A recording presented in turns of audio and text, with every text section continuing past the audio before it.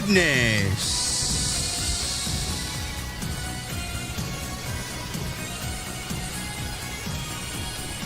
Oh my JD, what happened? Where was Red Skies, JD?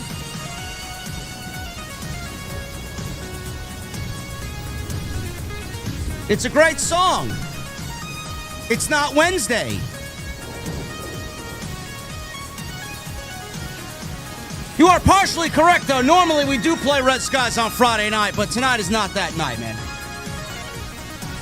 For a 3-hour SmackDown, I thought this was a very good show, very focused. How could you not like it when there's King and Queen of the Ring matches all night? The entire show had meaning. Plus, we got 2 John Cena segments tonight. We got a CM Punk appearance that was unadvertised. And R-Truth is bringing John Cena to SmackDown next week, and we're getting a one-on-one match. What is there not to like? And Charlotte Flair lost. Charlotte Flair lost. We're going to talk about it. I'm genuinely surprised. It's Friday night, ladies and gentlemen.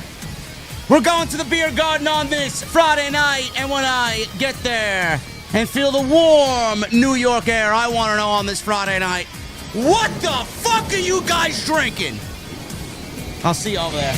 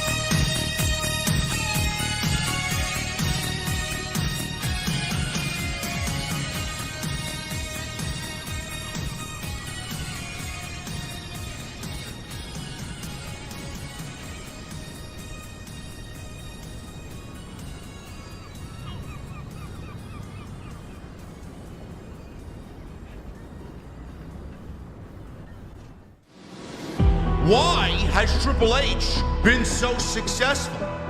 Why is Triple H running WWE better than Vince McMahon and Bruce Pritchard on Monday and Friday night? Long-term booking.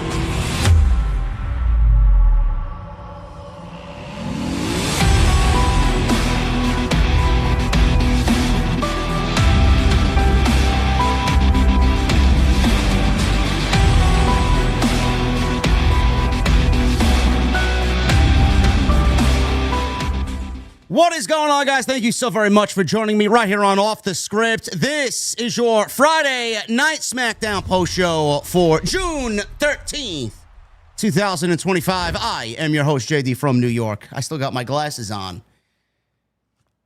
JD from New York, thank you so very much for joining me on this Friday evening, wherever you may be. Your SmackDown review for June 13th, 2025. Oh, my goodness, man. Oh, my goodness. I thought tonight's SmackDown was pretty decent, man. I thought tonight's SmackDown was pretty decent. Better than normal for a 3-hour show. It's weird. WWE on most weeks doesn't know how to book a 3-hour show, but it's funny when you throw a whole tournament into the creative picture, the 3 hours doesn't really seem and feel that bad. It's exactly what we got tonight. We got 4 total King and Queen of the Ring matches, 2 for the men, 2 for the ladies. The men were obviously better than the ladies. The ladies' matches were no good. Gonna get that right out there, man. The ladies' matches were no good. Did not enjoy them. I thought they were sloppy. I did not care for them. The one surprising outcome in one of the ladies' matches that I did not see coming, and we'll talk about that a little bit later, but 4 King and Queen of the Ring matches as we set ourselves up for the semifinals next week on Friday Night SmackDown, which could obviously use the boost and use the excitement for a 3-hour show. So we'll definitely get into that. John Cena made 2 appearances tonight, which I was actually surprised by. Usually we get John Cena typically to open the show, and then he's on his way out, and then that's it. We got 2 John Cena appearances tonight, and R-Truth, who seemingly is still going by the name R-Truth. There might have been a creative change. He's been calling himself Ron Killings. I thought we were going to get Ron Killings. He's now R-Truth. Again, still. R-Truth coaxed John Cena out of a match. Next week on Friday Night SmackDown, we're getting John Cena and R-Truth one-on-one in a rematch from Saturday night's main event just a couple of weeks ago. And R-Truth pretty much was a wild man unleashed on the show tonight, going after John Cena. I like the direction. He didn't really say much of anything on Monday when he cut his hair. But this week on Friday, he very much made his intentions known going after John Cena. So I very much like that. What's going to come out of that, I don't know. He's not going to lose clean in 5 minutes like he did at Saturday night's main event. I don't think that's going to be the case. But we will see what happens with that. I'm excited to see that there is some sort of direction there. But the big talking point tonight was John Cena and CM Punk. Now, I knew John Cena was going to be on the show. I did not think CM Punk was going to be on the show. When John Cena had that second segment, he called out R-Truth. He did get the truth, but he got Punk's truth. He did not get Ron Killings. We got an impromptu CM Punk and John Cena face-to-face tonight that nobody really expected. And John Cena, at the beginning of the show, cut what I thought, in my honest opinion, was the best John Cena promo that he's cut all year in 2025. And this is the guy that billed a WrestleMania match with Cody Rhodes in the time that he was given. He did not cut a promo as good as he did tonight against CM Punk. I loved everything that John Cena said. Everything that John Cena said tonight hit the target 100% bullseye. And then CM Punk comes out there and he gets a little bit of rebuttal. And he goes on about whatever John Cena had mentioned in the beginning of the show, and we get a fiery back and forth, not face-to-face, not a promo battle face-to-face, but it was Cena in the open and CM Punk towards that third hour where he came out and confronted John Cena. I thought CM Punk brought the fire tonight. Some people making fun of CM Punk. Apparently he forgot his lines at one point during the show. Who gives a shit? You're gonna zing one of the greatest talkers of all time because he took a little bit too long to get the language out that he wanted to project to John Cena. I mean, people are just looking to cut him down now after it was announced he'd be going to Saudi Arabia. Whatever, man. Whatever, man. You wanna go out there and blast the man for whatever you feel he did wrong? Fine. You go and do that. You know what I'm going to do? I'm going to enjoy the fucking build that we got because the build that we're getting is the best John Cena build in the entire run that he's held the WWE Championship since he's won it at WrestleMania. And for that, you got Punk to thank. I don't want to hear any bullshit. Is what he's doing against what he said? Sure.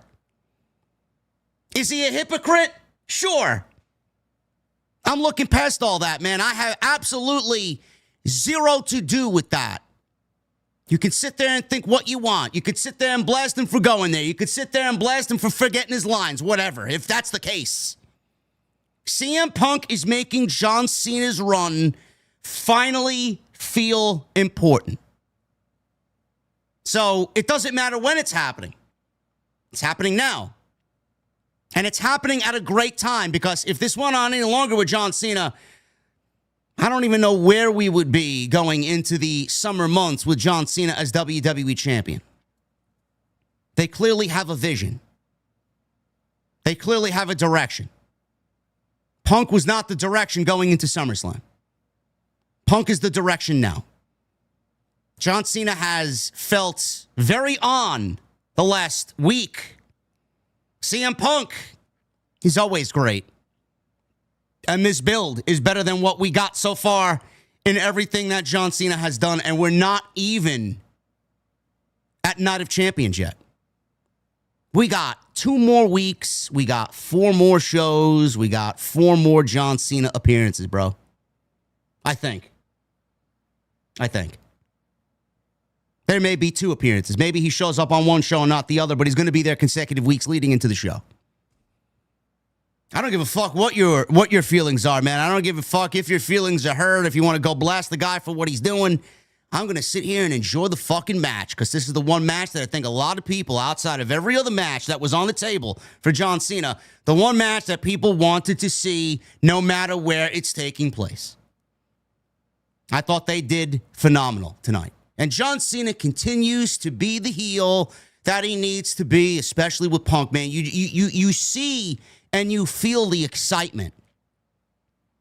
The way that John Cena projects himself, the way that John Cena looks at Punk, the way that John Cena smirks at Punk when Punk is talking. He's loving this. He's getting off on this, man. He loves everything about this. John Cena has been a great heel for this CM Punk feud, because he's using, and I like that they're doing it. WWE knows what Punk did. WWE knows what Punk said. Punk knows what Punk said. Cena knows what Punk said. They're using it as ammunition in the story. I love it. It's fucking great. He did it again tonight. Did Cena. We're going to go over what he said, because I thought that opening segment and then Punk's promo to Cena was easily the best part of the show. This is the stuff that I want, man. This is the story that I crave every single week, where you're not getting it on most weeks, especially on fucking Wednesday. You're getting it now. Appreciate it while it's happening. It's the last time we're getting it. Enjoy it. King and Queen of the Ring. We went over the brackets on Monday. I had Randy Orton and Cody Rhodes in the final. I said it vehemently and I said it often. I just can't wrap my head around the fact that Cody is on one side, Orton's on the other. I can't wrap my head around the fact that we don't get that match. It seemingly looks like it's set up for that match. And WWE even foreshadowed it tonight in the opening segment, where Cody interrupted Cena and Orton interrupted Cena and Cody. And he had some very, very choice words for Cody Rhodes. That could be the final. I cannot physically see WWE not doing that match. But man, they are making it unpredictable. They are bringing us on a ride, man. Randy Orton has Sami Zayn next week in a one-on-one match in the semifinals of the King of the Ring. Again, that's the stuff that I crave, bro. That's the stuff that I crave. That's going to be a great match. That's an unpredictable outcome. That's what I want the weekly television show to be. That. Could be anybody. Sammy could win it. Could pull off the upset. We could start Randy Orton's heel turn early. Or Randy Orton could win, and he could find himself in the finals again. Then on the other side, you got Cody Rhodes, who advanced from his fatal four-way match into the semifinals. I think everybody kind of knew he was going to do that. But then on that side, you got Sheamus, you got Bronson Reed, you got Rusev, and Adam Pearce today announced that it will not be Ilya Dragunov. It will not be Karrion Kross as the mystery man. Jey Uso is now the mystery man. One has to wonder why, of all the choices that they had, why they went with Jey Uso after he just lost clean to Gunther and lost the WWE World Heavyweight Championship. Do you want to know why Jey Uso was chosen? Do I like it? No, I don't. They could have chosen anybody else and made a more exciting pick. I don't like it. I think Jey Uso at this point is overexposed. I'm over the eat shit. I'm fucking well beyond the eat shit. Rikishi, his father, is out there on social media blasting creative for a 50-day title reign that nobody really even wanted to begin with. Got some balls on Rikishi. The ratings were floundering with Uso as the champion. People are over it. It was a WrestleMania moment and nothing more. We'll get into that. The only reason why Jey Uso is in this tournament is not because Jey Uso is going to get another match with Gunther. God fucking forbid. But Jey Uso's in this tournament for one reason and one reason only, folks. Long-term booking. That's why he's in this tournament. He's in this tournament because out of everybody in this tournament, Jey Uso presents a very unpredictable element. Jey Uso and Cody Rhodes have history as tag team champions. Jey Uso is the guy that Cody brought to Raw. They have a lot of history.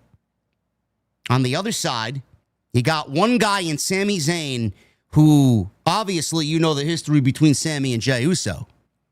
Not only in the bloodline, but you've seen it in Jey's singles career on his way to winning the World Heavyweight Championship. Then you got Sami and Cody and the fact that they both want to be champion. And then you got Randy and Cody. You know the history there. I don't need to explain it to you. It's the one match everybody wants. Jey Uso is in this tournament because of long-term booking, and he presents the most unpredictable outcome.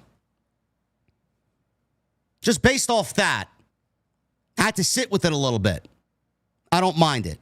Do I want to see him beat Sheamus, Rusev, Bronson Reed? No. No, I don't. But if it offers me and you and the audience the best story out of everybody, why would you shy away from that? It's ridiculous. It's ridiculous that he even got chosen. I know a lot of people are lobbying for Karrion Kross. I understand it. But Jey Uso was chosen for those two very specific reasons. And I think this is going to be a very fun tournament to see play out. It could go any way. It could go a multitude of ways, man, and I'm here for it. That's what we're here for. That's what we want as pro wrestling fans. Story. This tournament is giving us that story. The ladies. Jade Cargill advanced. As I predicted, Jade Cargill would advance. I just did not see anybody in that match advancing over Jade Cargill. It was on the other side of the bracket that I was genuinely shocked that Charlotte Flair did not win her fatal four-way match. Instead, we got Alexa Bliss advancing to the semifinals. Now, I don't know who she's going to wrestle. We have Asuka, we have Stephanie Vaquer, we have Raquel Rodriguez and Ivy Nile. We know it's not going to be Rodriguez or Ivy Nile. It's either going to be Stephanie or Asuka. Stephanie could easily go and wrestle Alexa Bliss, but if Stephanie beats Alexa Bliss, Stephanie's the queen of the ring. Do you want to make her queen of the ring already? I think that's just a tad bit too soon, bro. There'll be plenty of queen of the ring tournaments for her to win. I'm going Alexa and Asuka. That's my new prediction now. Clearly, I got this one wrong. I just thought that WWE would easily go and do Charlotte and Jade in the final. Maybe Alexa gets fucked over by Charlotte. Maybe Charlotte is so torn about losing that she ruins Alexa, and that's the Evolution match. Maybe that's where we're headed. Maybe Charlotte and Alexa is the Evolution match they're planning for July 13th. And this is all the setup. And we get Asuka in the final against Jade Cargill. I don't think Roxanne's beating Jade Cargill. I think Jade Cargill is solely on her way to winning the Queen of the Ring. I think Jade and Tiffany is the direction for SummerSlam. I think Naomi cashes in the briefcase. And Bianca Belair is the mastermind behind Naomi's heel turn. They need a shot of excitement in this division. That could be it. That could be the way. So I was actually surprised that Charlotte lost this match tonight. Alexa won in a very creative way. Jade and Alexa advance in their matches. We'll talk about that a little bit more on the show as well. And then R-Truth. R-Truth's getting John Cena next week. Very excited to see how that plays out. The Wyatts actually had a match tonight against the Motor City Machine Guns. And I thought all in all, this Friday Night SmackDown here on USA Network for 3 hours this Friday was very good. Very good show. Wasn't a great show. It was a good show. It was a focused show. But that's what happens when you have King and Queen of the Ring tournaments thrown in the 3 hours. And then you got John Cena and CM Punk and R-Truth. It ends up being a good show. It's a very good show on a Friday night. And I want to thank you guys for joining me here on the podcast. I appreciate you joining me. We had 2,300 people in here on a Friday night. It is great to be alive in the OTS Beer Garden on Friday night. We got a lot of content going up this week. Trying to make June a very, very good month, man. And we're already nearing the best June ever. Go and check out all the content. Plenty of streams. Jesse and I covered AEW Summer Flop Buster. Summer Blockbuster. Okay. Sorry, folks. Summer Blockbuster. We did that on Thursday afternoon. Go check that out. Post show is nearing 30,000 views. No matter what fucking Dax Softwood says, because he's a fucking idiot. We're the number one AEW stream in the entire community. Because we're the fucking best. Never seen a fucking fan base riled up off of a fucking opinion more so than the fucking retards that make up the AEW sickos, man. Completely mentally ill. All of them need to be banished into a fucking asylum somewhere. Today we uploaded an extra. Go check that out. We're talking about Bill Goldberg showing up on Monday. That's the report. Goldberg on Raw in Green Bay.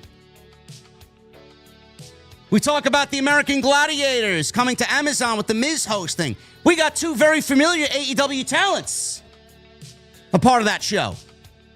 Camille and Wardlow. Their talents are so good for American Gladiators, but Tony Khan doesn't deem them good enough for AEW television. Make it make sense, bro. Seth Rollins is getting a new theme song written by actual musicians. It may be Metro Boomin, we don't know. And we talk about the failure that is the new AEW Unified Championship. There's nothing unified in AEW. Nothing.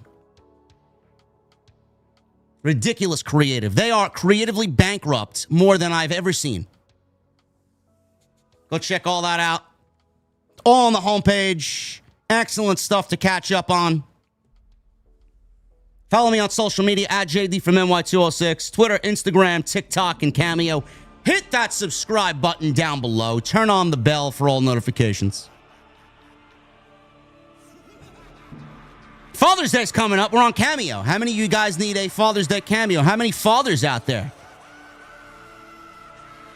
listen to the podcast? How many sons of those fathers listen to the podcast and want to get your father a cameo? I do it all, bro. I do it all.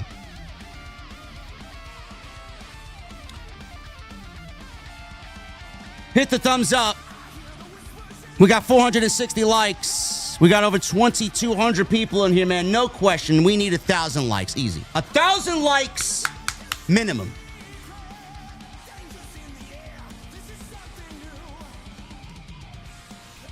There's a goal in the chat. If you guys want Mario Kart World for the Nintendo Switch 2, Mario Kart After Dark,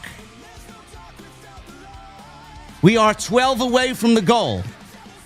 If you guys want some Mario Kart Rage after the stream is over, for YouTube only, my audio listeners are probably thinking, what the fuck? Mario Kart. Yeah. You got to join the streams, bro. Meet the goal. We get Mario Kart going after the stream is over. We got 3 of 15. We need 12 more. And tonight's show is sponsored by Blue Chew. BlueChew.com, code JD at checkout. You want to make your partner the queen of the bedroom, never mind queen of the ring, or maybe the king of the bedroom. I don't know. Whichever way you guys swing. Blue Chew.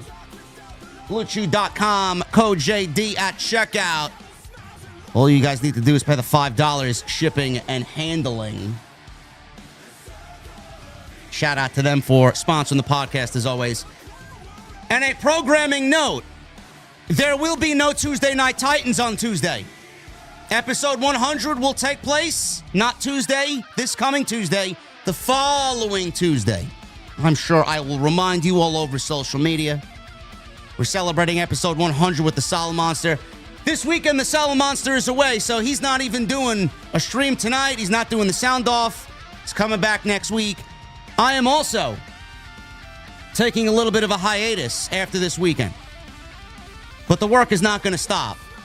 I'm not bringing the green screen with me. I'm not going to be rolling into the streams in the dark horse. I'm going to be on location for a family vacation that, unfortunately, I could not escape. But the work does not stop. So you will be seeing this guy in a remote location on Monday and on Wednesday. No Tuesday. So you guys have to bear with me for only 2 streams, and then we'll be back in the lab on Thursday doing what we do best, okay? Just making you guys aware. So if you see anything different, if you hear anything different from what we usually do, this is your warning. I do need a break. I do need a break, bro. Do you mind? Does anybody mind? Monday you'll see me, because it's going to be a big Raw, and Wednesday you'll see me. I'm not missing that show, bro. I'm not missing that show. The Mexico City show from Arena Mexico. Oh, my goodness, man. Tony Khan booked a Fatal 4-Way, bro. Fatal 4-Way for 4 million pesos. Oh, man. I can't wait, man. That's going to be hilarious with Jesse on Wednesday, man. Yes, buddy. Yes, I am going to recharge, bro. Hopefully. Hopefully. Let's charge up this stream, man. SmackDown. John Cena. Can I say, where were they? Lexington, Kentucky tonight? What is with Kentucky, man? Kentucky was hot and cold all night. All night. They were hot for John Cena. They were hot for Truth. They were hot for Punk. Hot for Cody. Everybody else? Randy Orton. Hot for him. That opening match was great. After Jacob Fatu.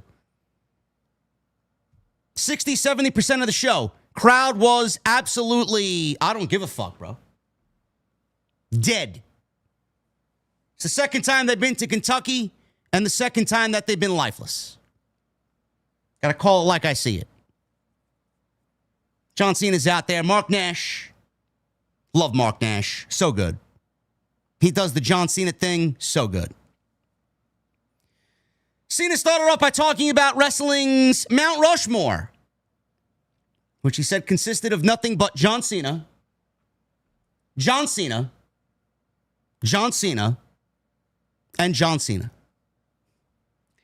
He said that, yes, there have been great wrestlers and great talkers, but nobody in the past, present, or future is comparable to John Cena. Cena says he will always outmaneuver people, not because he doesn't give up, but because he's smarter than us.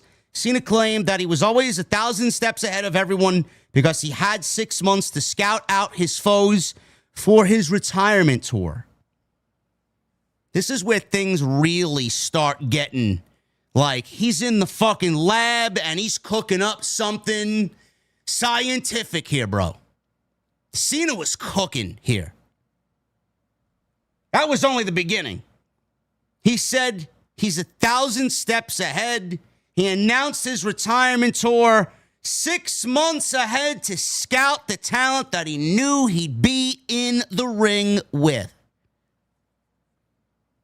He knew that even if he lost the Royal Rumble, his seniority would guarantee himself a spot in the Elimination Chamber.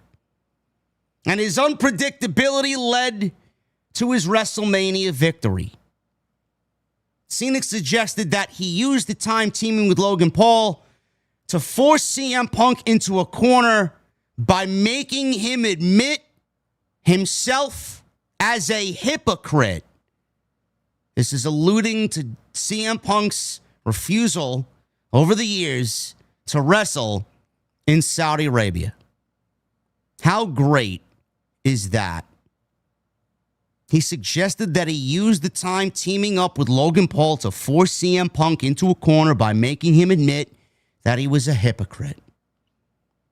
How can't you like that Cena is basically putting him on blast, real talk, for what he said, and he's using it against him? That is the best heel thing that John Cena has done since he's turned heel on March 1, 2025. Cena said he wins matches before they even start, and that he has cracked every puzzle and crunched every code, and that we wouldn't appreciate him until 3 years after he was gone, which is probably going to be the case.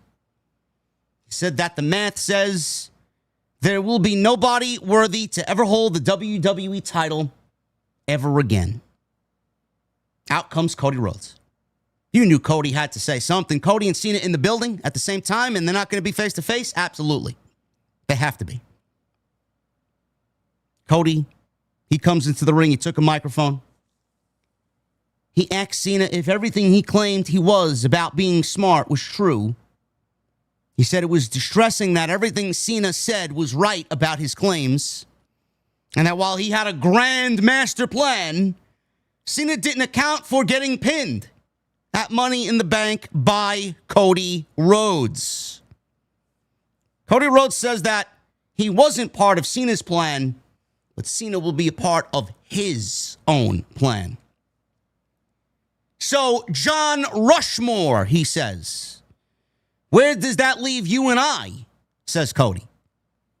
Randy Orton then comes on out, and things now are getting super interesting.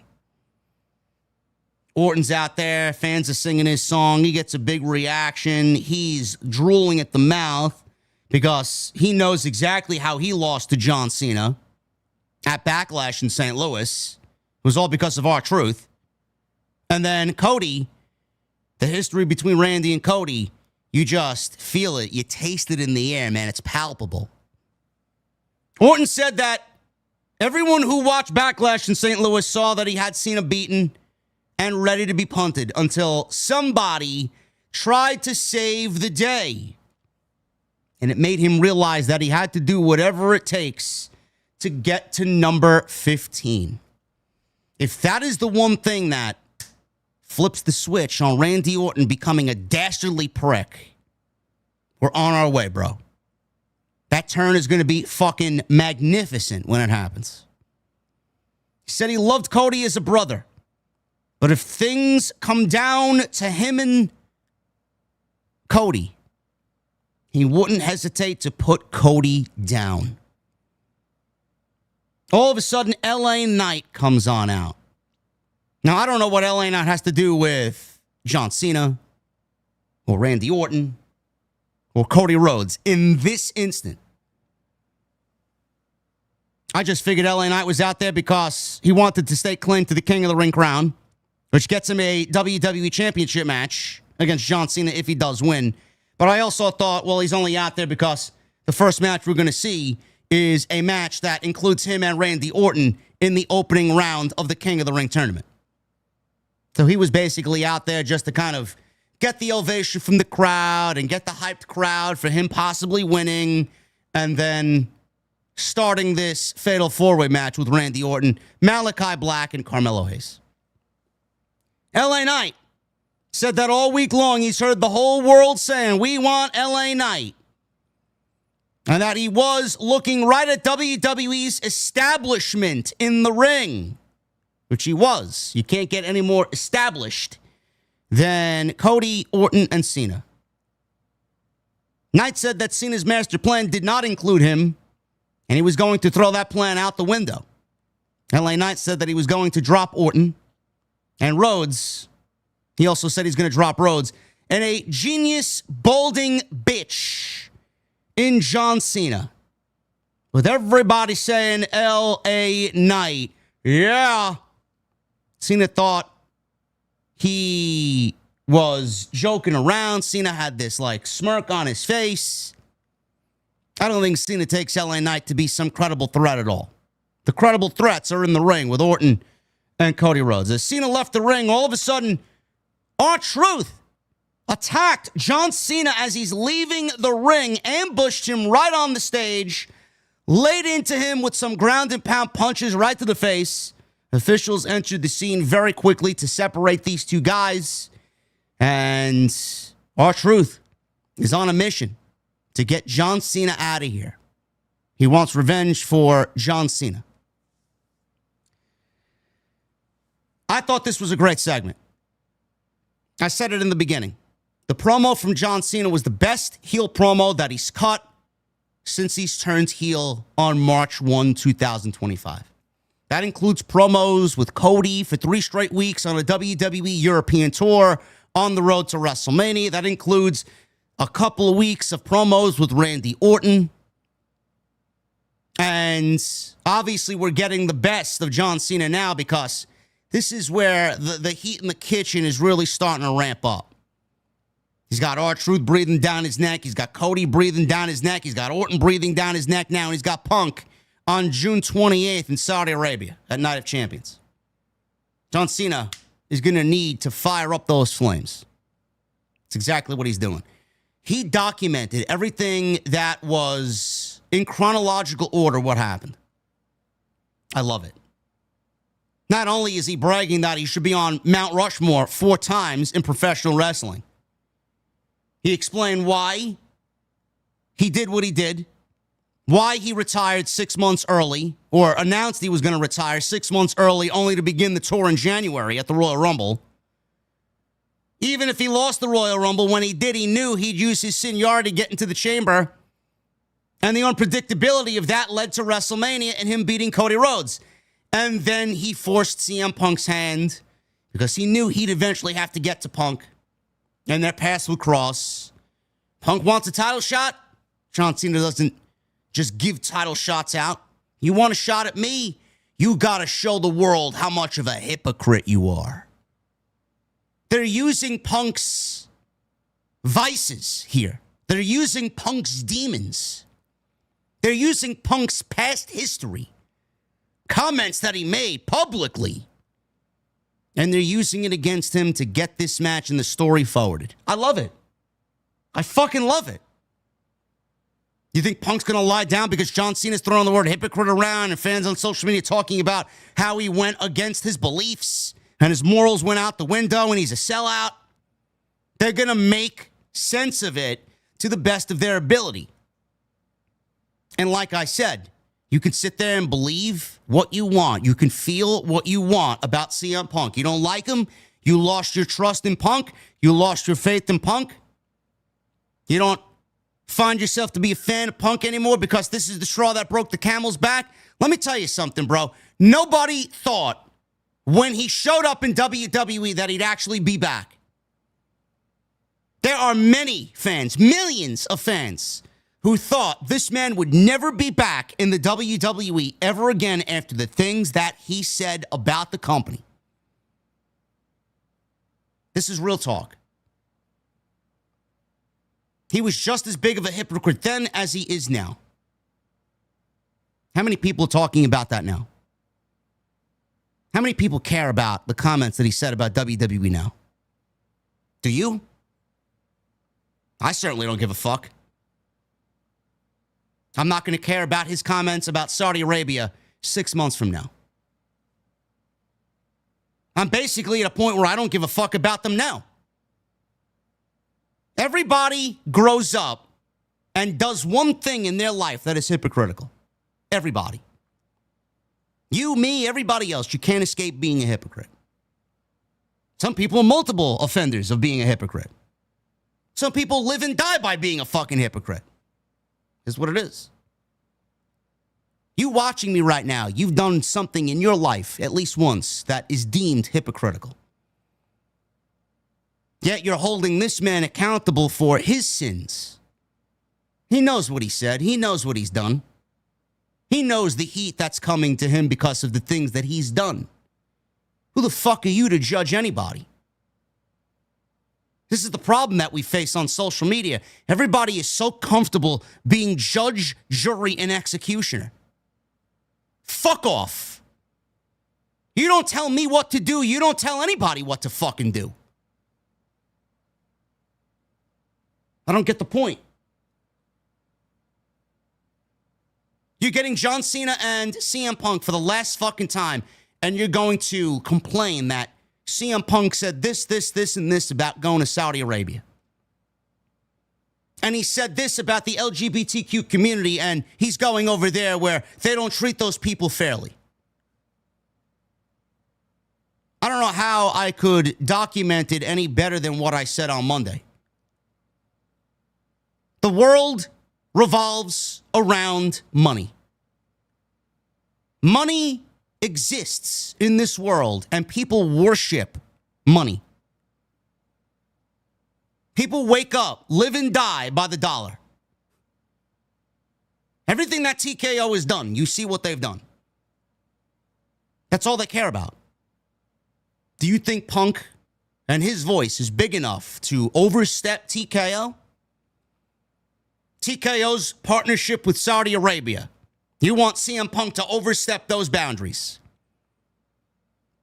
CM Punk could have done and said whatever the fuck he wanted because you know what? Vince McMahon was in charge and he wasn't working for the fucking company anymore. He could do and say and go as he pleases. Now he's working for the multi-billion-dollar TKO, where they tout every fucking record-breaking number on live television just to throw it in everybody's fucking face. Yes, thank you for spending your money 10 times more this year than we were last time we were here. And we got the largest live gate ever in Lexington, Kentucky. Great. He doesn't have the power as he used to. You knew that when he came back. You understood that when he came back, yet you want to complain about it now. He was just as big of a hypocrite then. Do you care about him walking into WWE 2 years ago? I certainly don't. Not when he's churning out the best career stories that he's had so far. He's getting John Cena again for the final time during John Cena's retirement run. He had a fucking all-timer with Drew McIntyre inside Hell in a Cell. Yeah, I'm so mad at CM Punk for going against his morals, and he's back working for the evil empire. Grow the fuck up, you fucking geek. Seriously.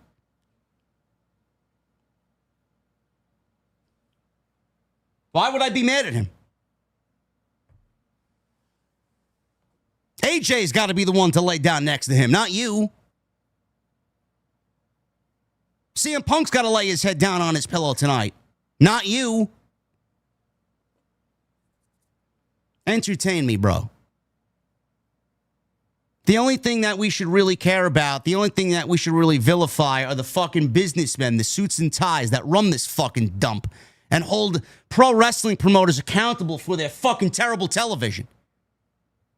You're not going to change someone like this in an instance like this. Saudi's getting the Rumble. Punk's going to be there. Saudi's getting WrestleMania in 3 to 5 years. Punk is going to be there. It's the nature of the business. You don't like it? Go watch AEW where they just fucking trot luchadors out there for absolutely no reason because Tony Khan's got a fucking fetish. Oh, but it's fun, JD. Go have your fucking fun. I'll be over here watching Punk and Cena for the last time ever. Engage in real story.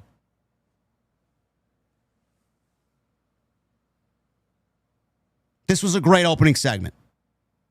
And it only got better. Randy Orton, LA Knight, Carmelo Hayes, and Aleister Black. King of the Ring qualifying match. You know, I was very, very skeptical about these Fatal 4-Ways. I would not be opposed. If WWE's roster is going to continue to grow, I am not opposed to seeing this format for the King of the Ring tournament, if they want to do it again. I think it's been great. Gets a lot of different faces on the show. It makes the show feel fuller. Makes these matches feel a little bit more chaotic and important and unpredictable. I like it. Good stuff so far. This match was excellent. I thought this was a fun Fatal 4-Way.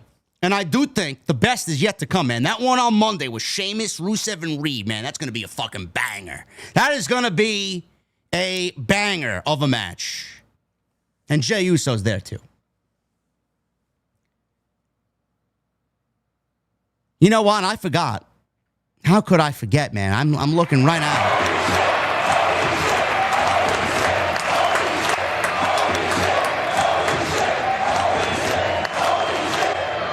How could we forget our guy Havili with a $300 super chat coming to us from Brisbane, Australia. What's up, JD? Shout out from Brisbane, Australia. Saturday the 14th, June 2025, trying to show you and the Solomons some love on Tuesday night and Wednesday. YouTube wouldn't let me $300 super chat. Well, fuck YouTube, Havili. Fucking geeks over at YouTube, man. But Rikishi's rant on his podcast about WWE taking the title off Jey. Favorite wrestling PLE that you've watched? Thanks. You know what, Havili? We love you, brother. And if anybody's got a problem with Havili, I got two fucking words for you. If you're not down with that, we got 2 words for you.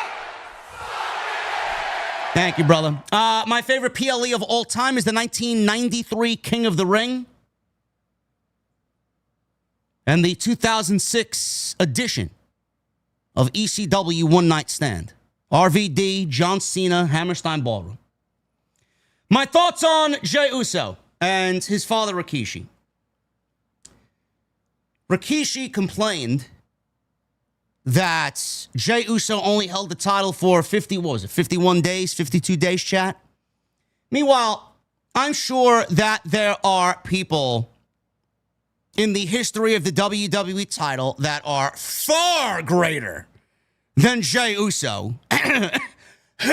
Randy Orton. Randy Orton. That have held the championship for 30, 40 days before dropping it to someone else and then not revisiting the championship for years to come. Rikishi thought that what he said was right. Rikishi mentioned that the Bloodline held the WWE afloat during the pandemic era, which is absolutely 100% correct. But this isn't the pandemic era. This is a far different WWE roster. This is a far greater WWE roster We thank the Bloodline and the Anoa'i family for their contributions, for keeping us entertained and keeping the company interesting during a very, very terrible time. What does that have to do with now? Your son was given an opportunity to break out as a singles guy in 4 years under that fucking storyline that was born in that era. Without the pandemic era, there is no main event Jey Uso. Zero. We're not looking at main event Jey Uso. So I don't know what the problem is. Why are you throwing that in our face? Why are you throwing that in Triple H's face? That was a great time for everybody in that family. He's thinking more of a father. He's thinking more as a father, speaking like a father to his son, who he feels has been wronged. I don't think he realizes that he's got 2 other sons. Does anybody want to know what Jimmy Uso's doing? Does he care what Jimmy Uso is doing? Does he care what Solo Sikoa is doing? Where was this outrage when Solo Sikoa didn't win Money in the Bank? Did he go on his podcast and start blasting Triple H and the WWE creative team? Jey Uso got over. Jey Uso got very over. Jey Uso had a great moment. He won the Royal Rumble. He won at WrestleMania. He had a WrestleMania moment. He beat the one guy that's been virtually unbeatable. What more does he want? Somewhere along the way, Jey Uso became less of a professional wrestler and more of a meme. He became less of a professional wrestler and less of an in-ring performer, and he became a chant, and he became the 4-letter word that everybody started screaming in every arena that he worked in. That's all he was. He was an entrance. Rikishi could sit there and say, I feel wronged, my family was wronged, you wronged my son. Has he watched Jey Uso for the majority of his height in popularity? This is not the days of the Usos where they were churning out banger tag team matches every fucking time they went out there. Jey Uso significantly went downhill as an in-ring performer when he became a single. Not only did he become less of a champion, the World Championship was suffering because of it. The ratings were not where they were. People were getting tired of it, but this is the business that we're in. The more you do something, the more you overexpose something, the more people don't want to see it. This is why I've said multiple times, there is no happy medium with these fucking people. It's 0 to 100 in 5 seconds, bro. There is no quantity over quality. They will do quality, or quality over quantity. The more they do it, the less it means. There's no quality to these people. They just run it into the ground every single time, over and over and over again, no matter how people are fucking just losing interest, and they just have dollar signs in their eyes, and they just fucking burn through it, and it doesn't feel special anymore. It became uncool. In January, it was cool. In February, it was cool. By WrestleMania, I was over with it. April, May, June, going into June. How many more yeets can we do before we get back to business? Rikishi could sit there and be the biggest fucking cheerleader for his son. His voice doesn't matter. Triple H saw something in Jey Uso to give him a championship match and a win at WrestleMania, and you're still fucking complaining. Jey Uso got the one thing that people will never get in this entire fucking industry. There are people who dream of a lifetime to get to WrestleMania and do what Jey Uso did, and there's a very small percentage that actually do get there and accomplish it. And you mean to tell me that you're fucking complaining that your son is in the fucking ultra minor class that got that moment? Talk about fucking ungrateful, bro. Talk about ungrateful.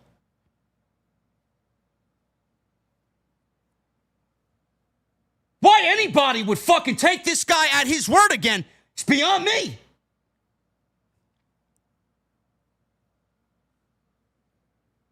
It's fucking ridiculous, man. Jey Uso's popularity was waning. It was off. They went back to Gunther. What's the problem?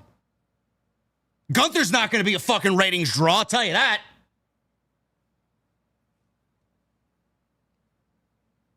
But there's a plan.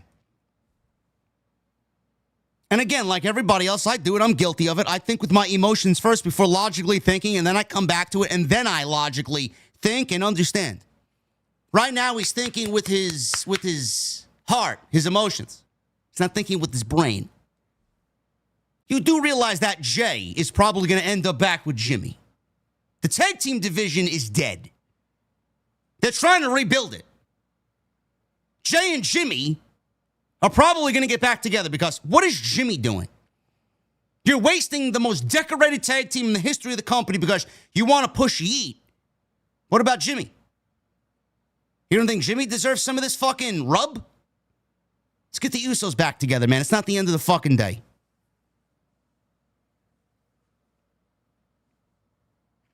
Thank you, Havili. Another round of applause for Havili.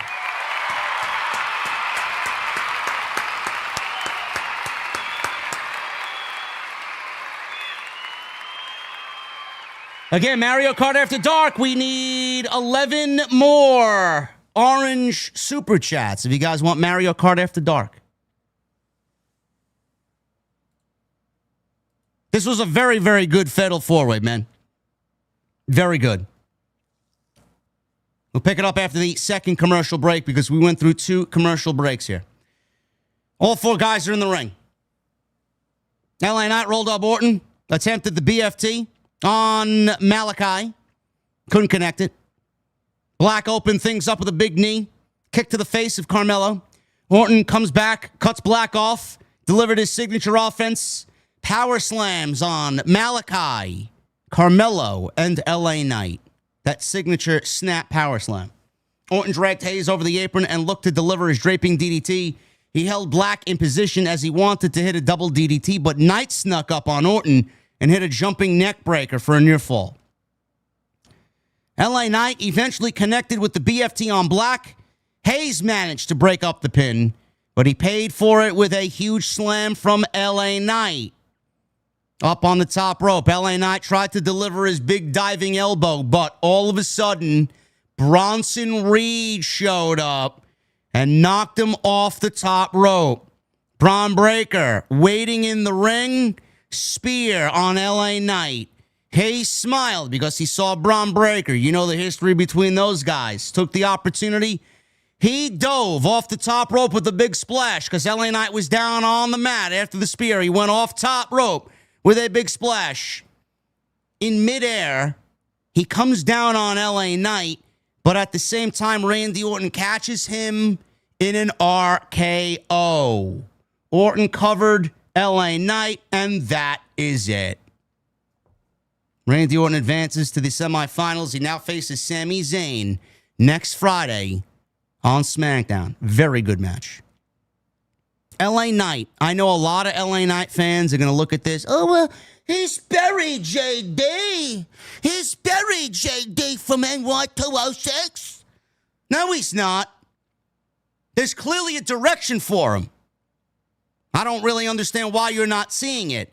Seth Rollins, Braun Breaker, and Bronson Reed are on Monday. LA Knight's on Friday. We're in the beginning stages of LA Knight moving to Monday Night Raw. That is a victory in itself. That is a promising direction in itself. Why? Because he's not winning the world championship like you want him to on Friday night, because that's going right back to Cody. But he certainly has an opportunity against a Seth Rollins or a Gunther. The move to Monday is going to be the best thing that happens for LA Knight. And now he's feuding with the top faction in the entire company. So why does anybody have a problem with that? You'll see LA Knight on Monday when he screws Bronson Reed out of his Fatal 4-Way match against Sheamus, Rusev, and Jey Uso. Excellent stuff here. Randy Orton gets the victory as I expected him to. He advances to the semifinals against Sami Zayn.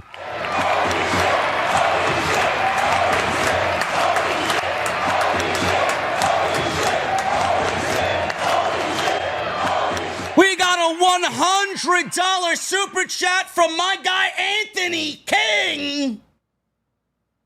Says JD the GOAT. Much love. Oh my goodness. I drank another beer. 3 beers. 4 beers. Oh no. 5 beers. Oh no. 6 beers. 7 beers.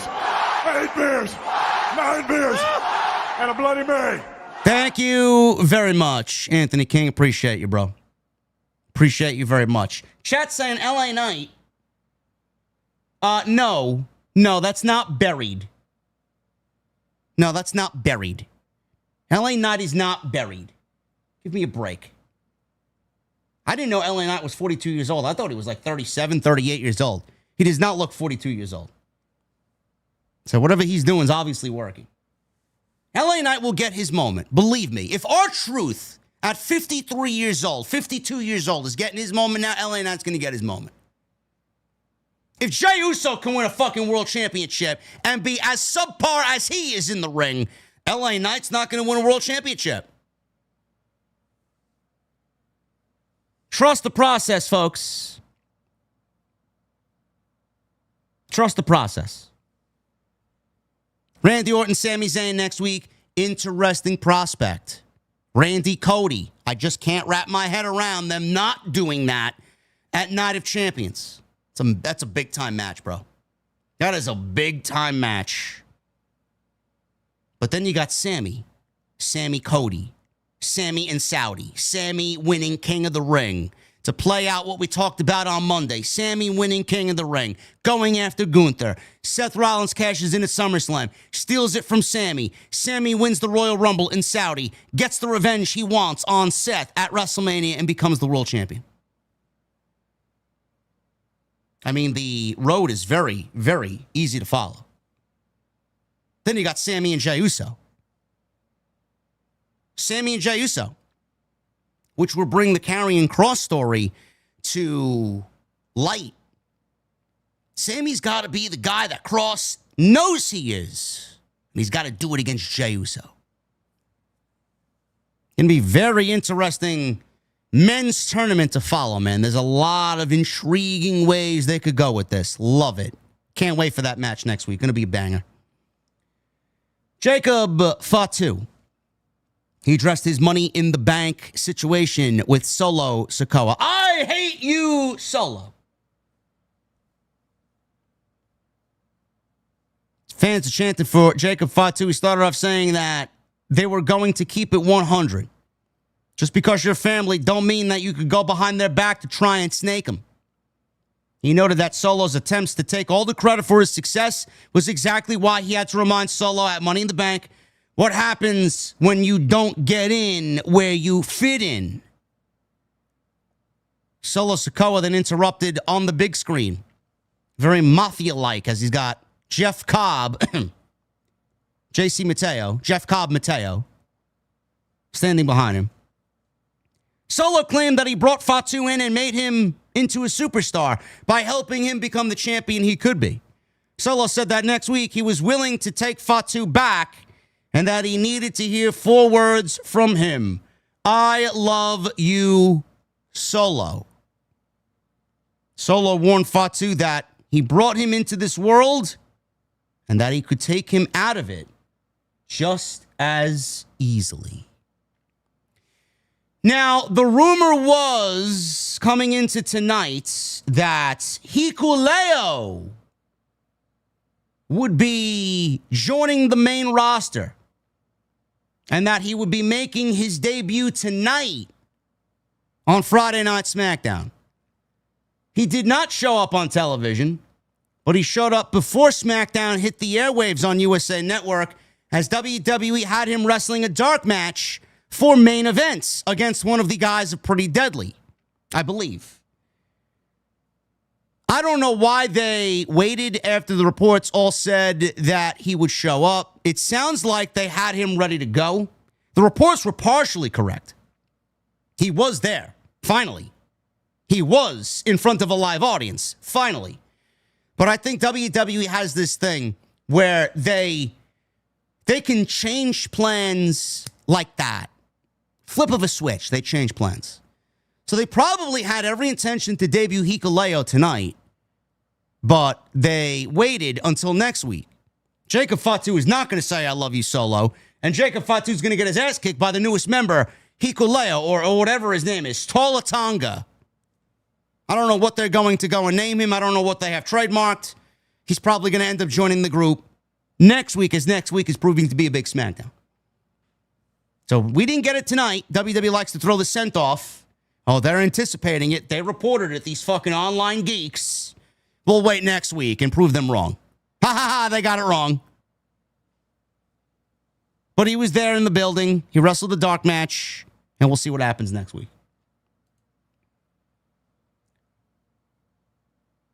Nick Aldis. He was backstage with Chelsea Green and her secret Hervis, Alba Fire, and Piper Niven. Chelsea Green was not in attendance live. She is tending to her broken nose, and she's very much on vacation. She was drinking a nice adult beverage in a pool somewhere warm via mobile device. She FaceTimed Nick Aldis. Aldis says that he was putting Alba Fire in Chelsea's place in the Queen of the Ring tournament. She wanted her match postponed. No, I can't do that, says Nick Aldis. So I'm going to put one of your girls in there, and she's going to take your place. Zelina Vega entered. She wanted Julia tonight. Nick Aldis said, no, I can't do that. So next week, she's going to get Julia in a face-to-face.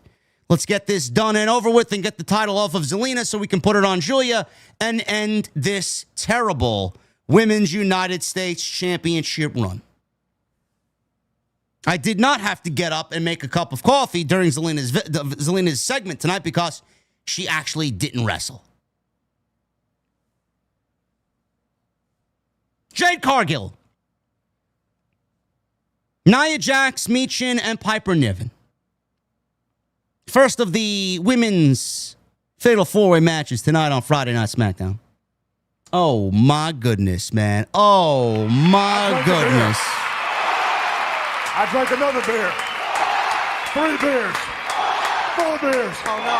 5 beers. Oh, no. 6 beers. 7 beers. 8 beers. 9 beers.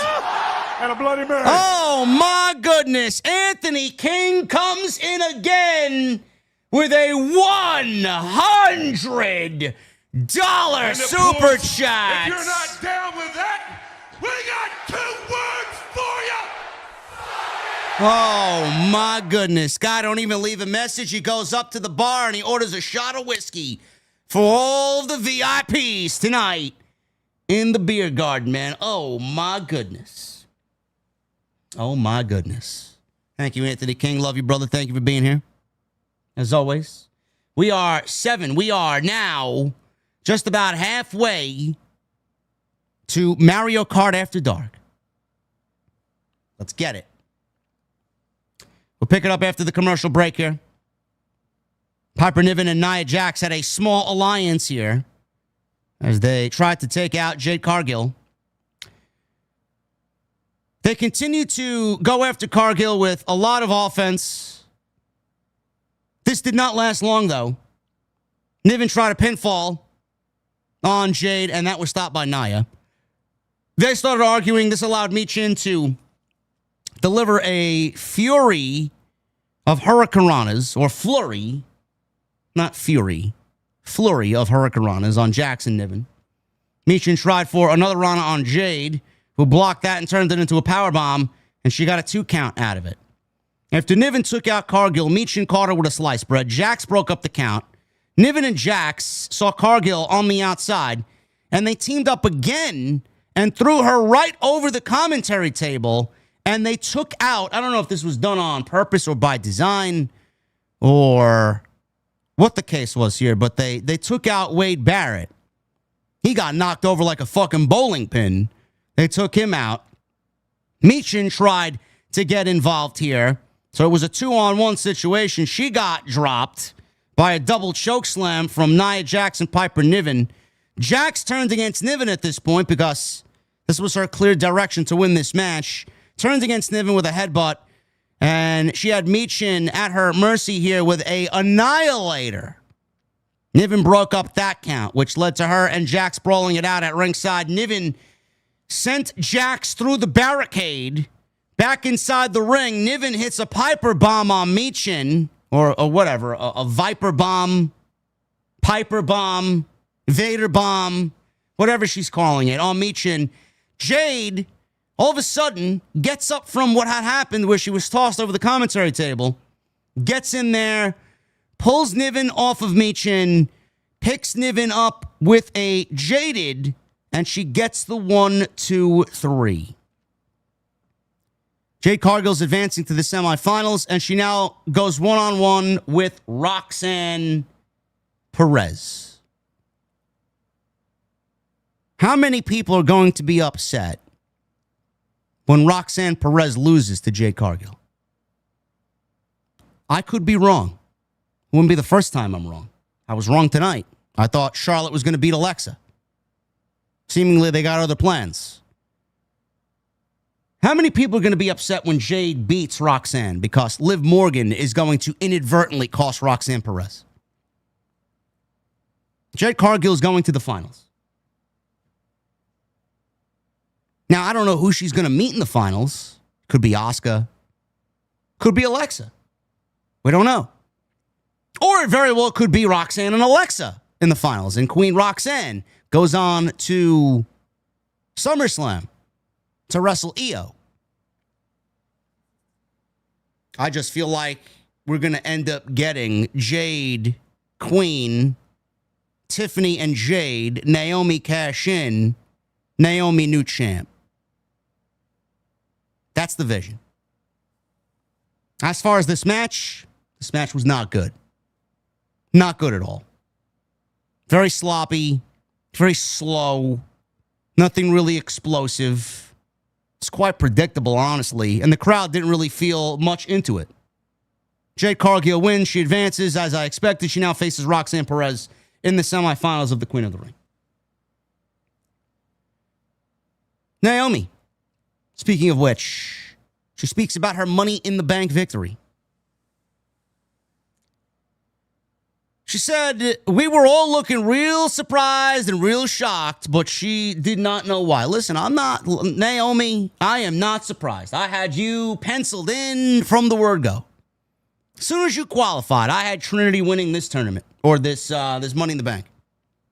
Had her holding the briefcase at the end of last weekend's show. I'm not surprised.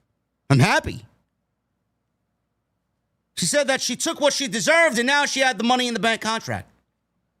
She talked about how throughout all the time she was fighting Nia Jax for the Women's Championship, Tiffany Stratton was there to target her. And now she's out for payback. And it was going to feel so good when she hit Stratton with the Money in the Bank briefcase to become the new WWE Women's Champion. This brought out Tiffany. She's out there to interrupt Naomi. Stratton said that Naomi talked a big game and asked why she just doesn't cash in right now on her while she's standing in the ring. Now, I don't know if Tiffany is unaware of the briefcase and the rules of the briefcase and how to utilize them correctly. But that would be the dumbest thing that Naomi could have possibly done here tonight. Yes, I'd like to cash it in on fresh Tiffany Stratton when she could see me standing right in front of her. I get that you're a babyface, but we don't need to be a dumb babyface. It's not the way you did it. So why would you expect Naomi to do it?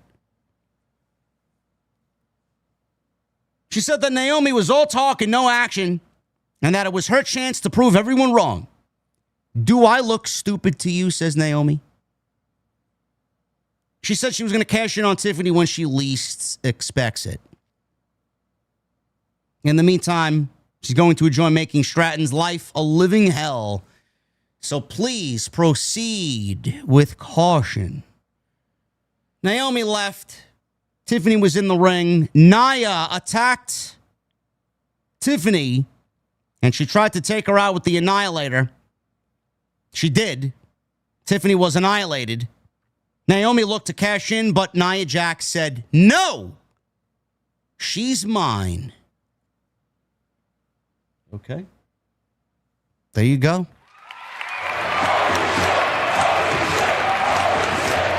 Drink a beer. I drank another beer. 3 beers. 4 beers. Oh no. 5 beers. Oh no. 6 beers. 7 beers. 8 beers. 9 beers. And a Bloody Mary. Oh my goodness. Havili comes in with another $100 super chat. Did you watch Stephanie's Places or LFG? And did you like it? With Nia's attack on Tiffany, are we getting another match between Nia and Tiffany? Best big man that should be WWE champion. Vader one-man gang or Bam Bam Bigelow? Naomi or Seth to fail the cash in first. Thanks, JD. Havili, another round of applause. Another round of applause for Havili.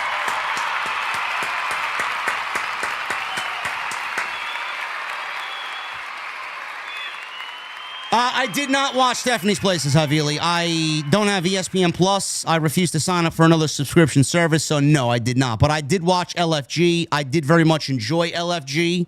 I think Jasper Troy and Tyra May Steele, I think a lot of the talent off that show, I'm very interested to see how they work out on NXT. But I did enjoy that show, and I'm looking forward to season 2. I do think that they're possibly setting up Nia and Tiffany for Evolution. I do. We may end up seeing it at Clash of Champions, Night of Champions, whatever the case may be. We may end up seeing it at Night of Champions. We don't know. But Evolution, I would do it at Evolution. And I know a lot of people are going to be looking at Nia and Tiffany and thinking, oh man, again? Their last television match was fucking great. So I don't know why you guys would expect anything else. I'm very much looking forward to seeing if they can do that again. So I do think we're getting it. Best big man that never won the WWE Championship out of these 3, Vader, One Man Gang, and Bam Bam Bigelow. I'm going Bam Bam. Bam Bam was a special talent, man. I love Bam Bam. And Naomi or Seth failing to cash in? No. I think we have 2 successful cash-ins this year. Potentially both of them taking place at SummerSlam. Thank you, Havili. Appreciate you, brother. So, yes, I do think that we're setting up for another Tiffany and Nia match. I don't know why. Nia just seems to steamroll her way into yet another championship match for absolutely no reason, but it is what it is, bro. It is what it is. Earlier in the day, they showed a segment where Nick Aldis met with the entire WWE Tag Team division on Friday Night SmackDown regarding what needed to be done to take care of the Wyatt Six. We learned that we see the Motor City Machine Guns take on the Wyatts in tag team action. I'm going to be honest with you here, folks. Some of you might not like it. Some of you may be Wyatt fans. That's great. I think the makeup of the group is great. I honestly think the time has passed. Too much time has passed. And the Wyatts no longer feel special. This may be a me thing. It might not be a you thing. I don't look at the Wyatts and get excited. I don't hear the Wyatts' music and get excited. I don't see the act and get excited. And neither did this crowd tonight. Sure, the lights went out, the fireflies were out, and everybody had their fucking cell phone camera lights on. Great. But when the actual match started, nobody could give a shit, man. In Lexington, Kentucky, or wherever the fuck they were. Where were they tonight? I keep saying Lexington. Is that where they were? I don't even know. They came out and silence. The bell rang against the machine guns and silence. Now, is there a chance that that could be a machine gun thing? And that the fans don't give a shit about the machine guns, but they do care about the Wyatts? Possibly. This match was as heatless as they have ever felt. The quietest any crowd has been for the Wyatts since returning. Since them forming this group last year. I don't know what needs to be done, bro. I don't know what needs to be done to get them hot. How do we heat the Wyatts up? I've said it multiple times, man. They need to find a relatable aspect to the Wyatts. What is that? I don't know. Bray wasn't even relatable.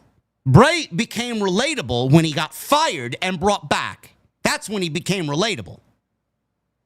But Swamp Man Bray Wyatt, the Eater of Pins Bray Wyatt, the Fiend, and the Funhouse Wyatt, that wasn't relatable. Bray became relatable when he was going through his Uncle Howdy shit. This is not relatable. None of them speak. None of them cut promos. They barely wrestle. And then everybody wants to know why they're fucking failing on Friday night. You could sit there and put them against any tag team in the division you want. Nobody knows who they are. They've been away for so long. Have we heard from anybody in the group except for Bo Dallas? Has anybody else been depicted as important? Has anybody been front and center? Have we heard from Dexter Lumis? Have we heard from Joe Gacy? Have we heard from Eric Rowan? No. You want the fans to care because Wyatt is in the name. It's going to take more than living off Bray Wyatt's legacy and this group being led by his brother to elicit a reaction. This match was fucking ice cold. And that's not going to get me interested in what they're doing in the story that they're telling with the Wyatts now taking the tag team division over and everybody else trying to stop them. This was not a good start. This match was ice fucking cold. Sabin escapes as Dexter Lumis and Joe Gacy have him. He tries to tag Shelley back in as he successfully does. Motor City Machine Guns start double teaming the Wyatts. They get a double team dropkick on Lumis, and they look to have Skull and Bones ready to go. Gacy saved Lumis at the last second, and the two looked towards Uncle Howdy, who was sitting in the aisleway on the rocking chair. Lumis then headed up top for a leg drop on Sabin, caught Sabin right in the fucking face with the leg. Referee quickly went over to go check on Sabin, but it looked like he was all right. 1, 2, 3 off the leg drop, and the Wyatt 6 beat the Motor City Machine Guns. The Wyatts are back. They have a story. The whole division has a story now where they're all unified. Is that word there? Unified. Where they're all unified as one trying to take down the Wyatts, and the Wyatts are probably going to go through every single one of them before they get to the Street Profits. Could be looking at your SummerSlam match right there. Hopefully they got something a little bit more exciting planned. This was ice cold. The Wyatts are ice cold. Not working so far, bro. The time off, the extended time off, did them no good. John Cena. We saw John Cena for a second time tonight. He confronted Jimmy Uso and asked if he saw Ron Killings. Jay said no. All right, did you see R-Truth? No. Cena says he's on his way out to the ring right now, and he told Jimmy, tell Killings to meet him in the ring. Is he R-Truth? Is he Ron Killings? Is he Ron Killings? Is he R-Truth? I mean, he's got two fucking alter egos here. Which one is he?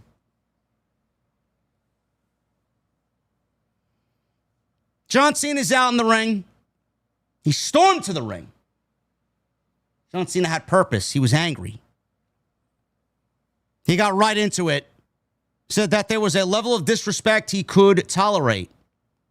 He said that R-Truth crossed the line as he then challenged him to a fight right now, tonight, in the middle of this ring. We did not get Ron Killings. We did not get R-Truth. We got CM Punk. Crowd went fucking crazy. Lexington, Kentucky exploded. Nobody expected Punk tonight. He was not advertised. Love it.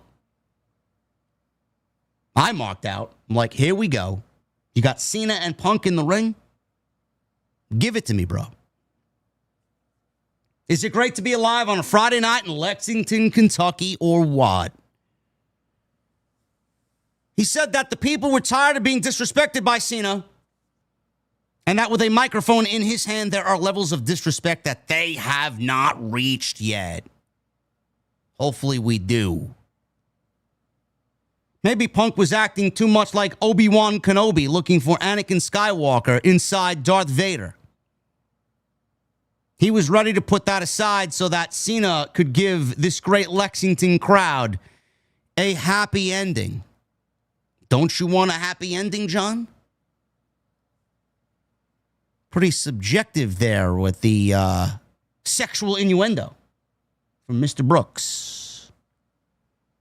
Why? Said Cena. It would be a waste of time. You want me to give these people a happy ending, the same people that are wearing my merchandise and singing your theme song. Cena said that the people don't matter. Basketball in this city doesn't matter. Horse racing in this city doesn't matter. Only this matters. And he holds up the WWE title.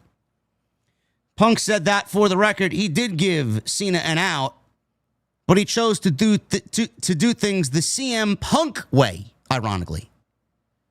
Punk said that he was going to get real right now and that the disrespect was about to begin.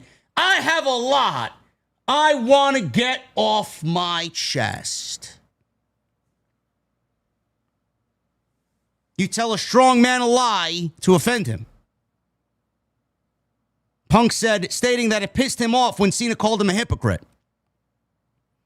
Conversely, you tell a weak man the truth, and that offends him. Sounds like me every week with the AW fan base. You tell a weak man, sickos, the truth, and that offends him/them. Punk continued as he said, Cena couldn't beat him, and if Cena was out to ruin wrestling, he was going to save it instead.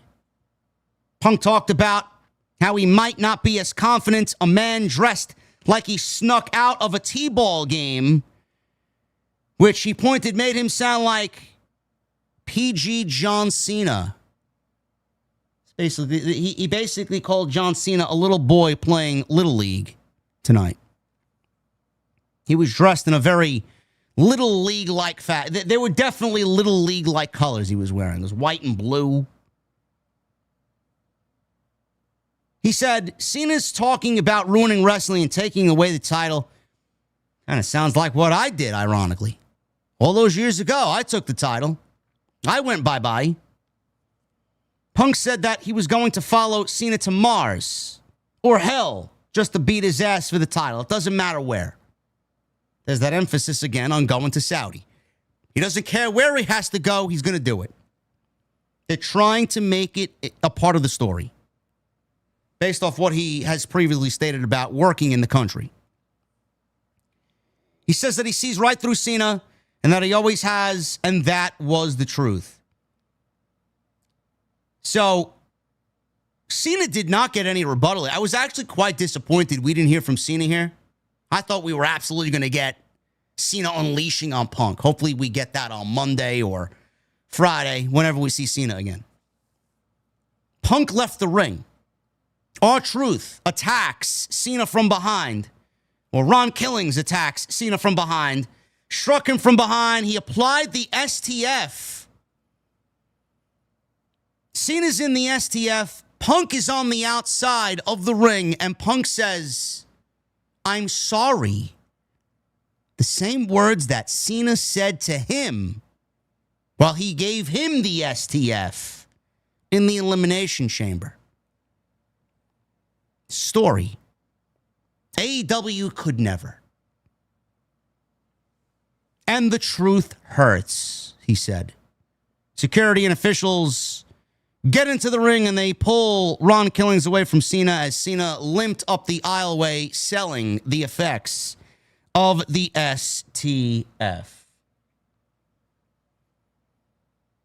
Ron Killings was backstage after this melee with Cena. Nick Aldis went up to R-Truth. You can't keep doing this. I kicked you out of the building. You can't keep doing this. R-Truth says, I want a match with John Cena next week. You want a match? You got it. Right then and there, he made it. I'm the one driving now, says R-Truth.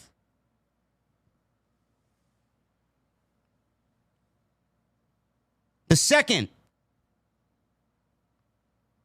fatal four-way for the ladies here. Alexa Bliss, Alba Fire, Charlotte Flair, and Candice LeRae. Now, clearly, Alba Fire and Candice LeRae were not going to advance in the Queen of the Ring tournament. It was either Alexa or Charlotte. I had Charlotte predicted to win. Now, you can't really fault me for that.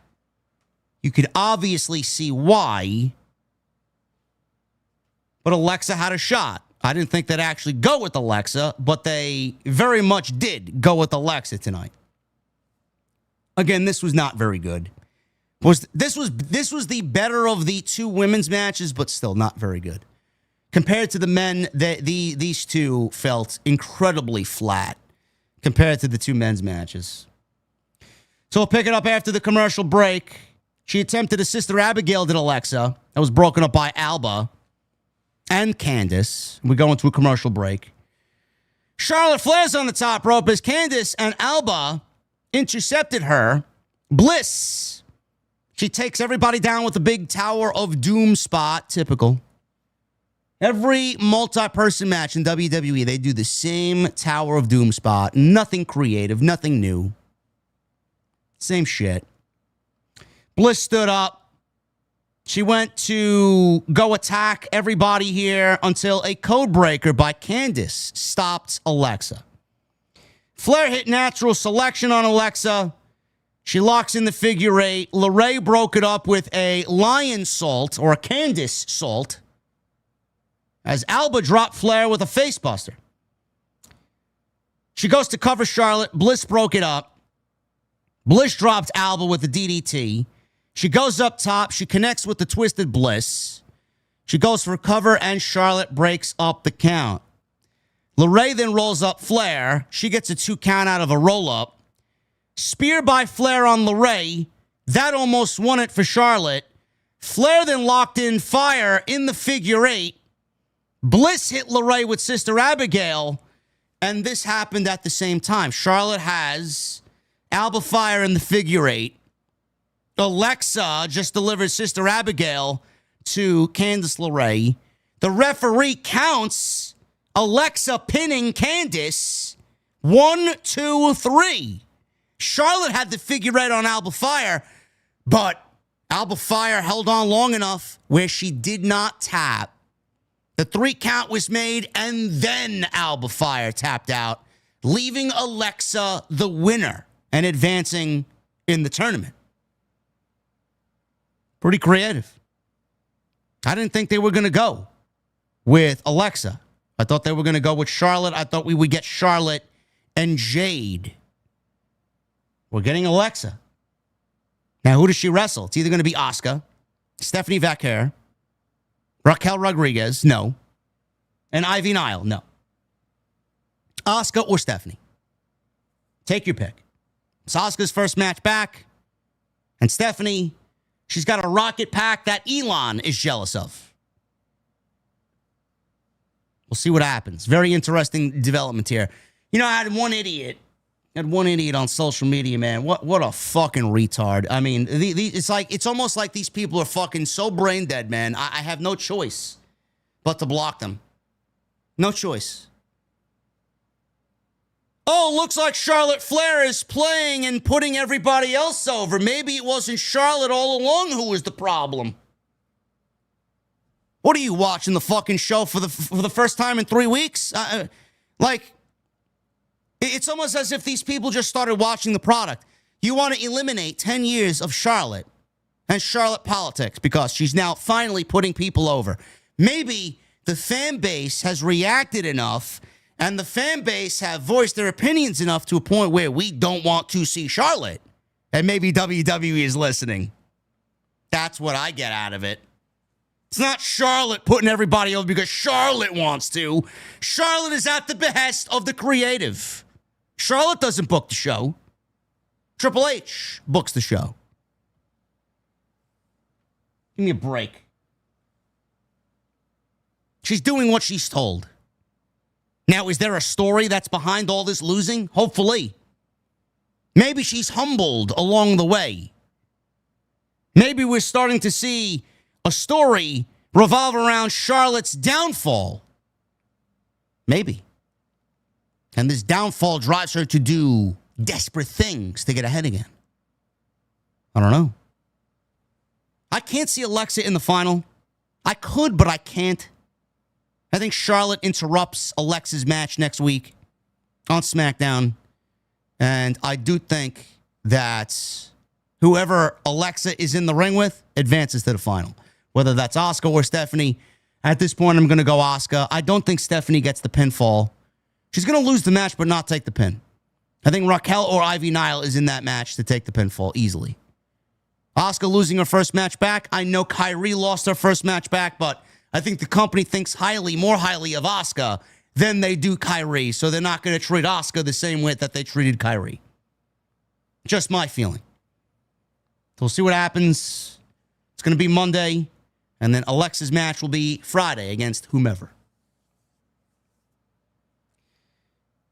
Backstage, CM Punk crossed paths with Cody Rhodes, wished him good luck in the main event, and he said to Cody, you know, at some point, we cannot hold this off any longer. WrestleMania main event on the horizon, folks. Cody and Punk.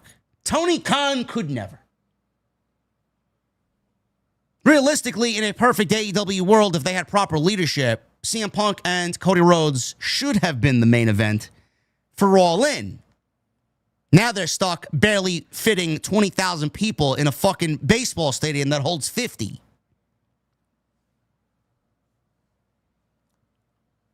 Got to get my AEW digs in, bro. Speaking of Cody, main event. Cody, Damian Priest, Andrade, and who Solomonster has coined Shinsuke Nakamura.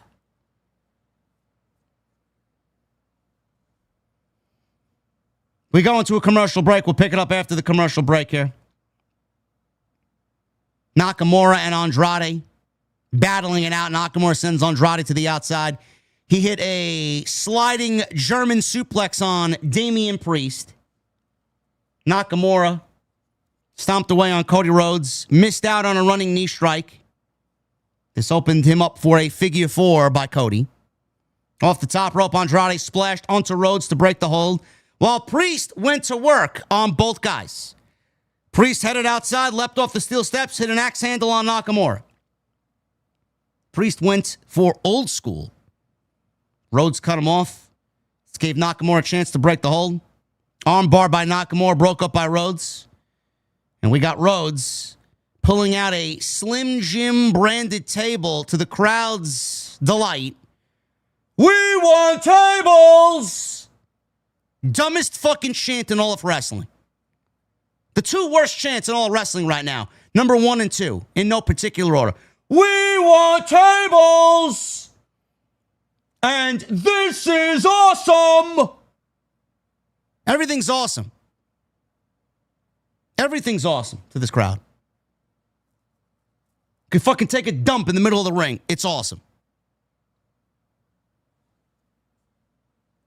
Slim Jim table's brought out. He sets it up at ringside. Cody grabbed Andrade. Looked to deliver a superplex through it. Couldn't. Priest joined in. Nakamura stopped the attempt. Nakamura then dropkicked Rhodes from the apron and sent him into the Slim Jim table. Of course, Cody took a table bump. Go to a second break. Andrade and Nakamura after the second break. Up on the top rope. Priest interrupted. Priest dropped Nakamura with a big slam. Andrade scored with a moonsault. Nakamura recovered to kick Andrade in the face. Cody recovered. Went on an offensive flurry here on all three guys. Disaster kick to Andrade. Followed by an attempted crossroads on Nakamura. That got countered. Kinshasa by Nakamura was not enough as Andrade broke up the pin with Nakamura pinning Cody. He broke it up. Nakamura in the corner. Andrade hit a running Meteora. He tried to do the same to Damian Priest. He was intercepted. Spinning back elbow by Andrade on Priest, followed by the message. Nakamura broke up the pin. Rhodes gets back into it. Nakamura and Andrade go at it. And Cody delivered what looked to be a very sloppy double Cody cutter. I don't even know if it was a Cody cutter. It looked like a double springboard elbow. I wouldn't even call it a Cody cutter. Priest's Razor's Edge was reversed into a Cody cutter. Rhodes delivered crossroads onto Andrade as Nakamura snuck up on him, looked to finish off Cody. Rhodes escaped and hit crossroads on Pinske Nakamura. 1, 2, 3, and that's it. Cody advances in the King of the Ring tournament. He wrestles the winner of Sheamus, Bronson Reed, Rusev, and Jey Uso. Just for different, I'd like to see Rusev win. I'd like to see Rusev and Cody. I think that'd be a banger. But if Jay's in it, I say Jay's going to steal a victory. Jay will probably pin Bronson Reed because LA Knight interferes. That's what I'm going with. I thought this was a very good episode of SmackDown. I thought they made everything feel important the way that it needed to. I thought the King of the Ring matches for the men's side were very good. The Cody situation where he won with John Cena in the beginning of the show, it all worked. It gives you a glimpse about where they're going, what they're thinking. Randy being involved gives you a little taste of a potential, downfall for Randy Orton and Cena and the Punk stuff. Excellent stuff. There was some good. There were some bad. It was a thumbs-up show regardless, just on the quality of the main segments of the show. And I thought SmackDown delivered tonight, and I'm enjoying it very much. I'm very much enjoying this King and Queen of the Ring in 2025. Thank you guys for joining me here on the podcast. We are going to get into your super chats in just a second. Please go and hit that thumbs up. We are 200 likes away from 1,000. If you guys want to help me out, you can hit the thumbs up. Thumbs up helps us out tremendously. Leave a comment down below. Go get your Tuesday Night Titans t-shirts, man. How many of you guys have picked up the new shirt? Tuesday Night Titans. Shout out to my guy, Dustin, who has outdone himself with this design. Make sure you guys go pick that up. Now available on bonfire.com. Link is down in the description towards the very bottom. We're nearing 25 shirts sold in the first 3 days, man. Go and pick it up. Support me and the Solid Monster, bro. Tuesday Night Titans new merch now available on bonfire.com. Follow me on social media at JD from NY206, Twitter, Instagram, TikTok, and Cameo. Hit that subscribe button down below. Turn on the bell for notifications. Make sure you go and check out all the other content on the channel. There is plenty of content. More to come. Second channel's rocking and rolling. All the highlights, all the best parts of the streams uploaded to the second channel so you guys can watch them anytime. We are about 20 subscribers away from 13,000 on the second channel, so make sure you guys go do that as well. That is also linked down in the description. If you guys are on Spotify, iTunes, or listening to the audio side of things, no matter where you are, man, leave me a rating and a comment. Helps me out tremendously. We reached the top 20 earlier this week. Thank you. Appreciate it. Tonight's show is sponsored by Blue Chew. The King and Queen of the Ring are underway, bro. Don't let it just be a tournament on WWE Raw and SmackDown. You guys can make your queen or king very happy. Blue Chew. BlueChew.com, code JD at checkout. All you guys need to do is pay the $5 shipping and handling. Blue Chew is a unique online service that provides the same active ingredients as Viagra and Cialis, and it comes in a chewable tablet at a fraction of the cost. You can take them anytime, day or night. You can be ready so you can advance into the semifinals and have no problem going the distance in the final, man. No more of this weekly tournament shit, man. You're doing a full all-night tournament. Like the old days. Like the Hitman days in 93. They're made with the same active ingredients as Viagra and Cialis. Comes in a chewable tablet. No more waiting in line at the pharmacy. No more doctor's office visits. No more awkward conversations. It's all done online. Once you speak with one of their online medical providers and get approved, your prescription was ready to go within days. No questions asked. BlueChew.com, code JD at checkout.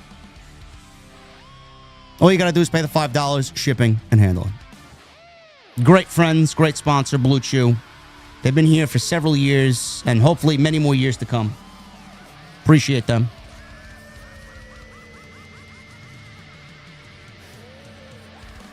You want to get a Blue Chew and have a fatal four-way abyss? By all means, bro. Go and do it. Let's get to these super chats, man. Kind of disappointing to you guys, man. We only got 11 of 15 for Mario Kart After Dark. Nobody wants to see Mario Kart tonight, huh? That's okay. I'll go to bed. I'll go to bed, bro. Let's get these super chats.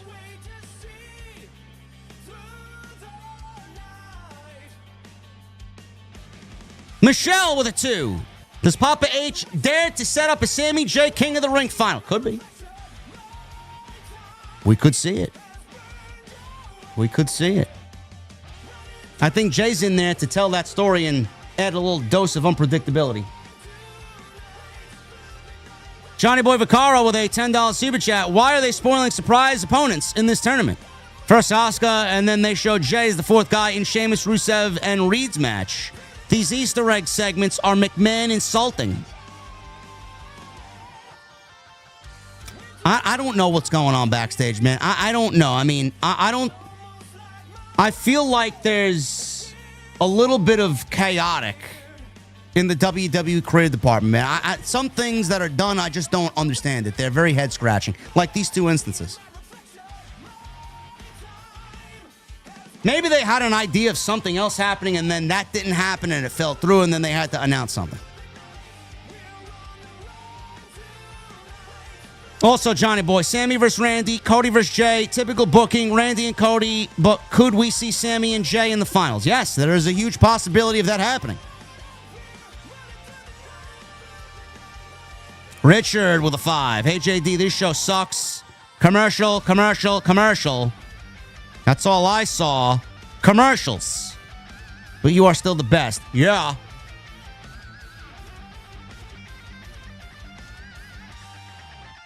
Mike Hughes with a new membership. Thank you, Mike. Appreciate you, brother. What the fuck is Mike Hughes drinking tonight? Stu Sexton with 63 months. Outside Tanmay, Stu Sexton is the longest running member in the VIP section. He basically owns the VIP section. It's been a while since I've been in the stream. Glad to be back. OTS for life. Thank you, Stu. Hope you're well, brother. MGM Bowling. I didn't watch tonight. Or is this better than AEW Summer Crop Duster? By miles, bro. By miles. And next week's Dynamite isn't looking all that great either. My guy Bastardo with a $5 super chat. Yo, man, always a pleasure. Your insight dives too deep for the average simp. And TK to understand. TK's weekly decisions destroy value of his wrestlers. 100%. 100%. You guys got 5 minutes to reach the goal for Mario Kart. Otherwise, we'll try again on Friday, next week. What am I going to do? Dark Effect with a $10 super chat. I say this as a John Cena hater. I fully admit this. I always have been, always will be. However, when Cena and Punk are in the ring, it's magic, man. They just have chemistry, and it shows. Well, you got two of the greatest talkers in the history of the business. Not surprised there, brother.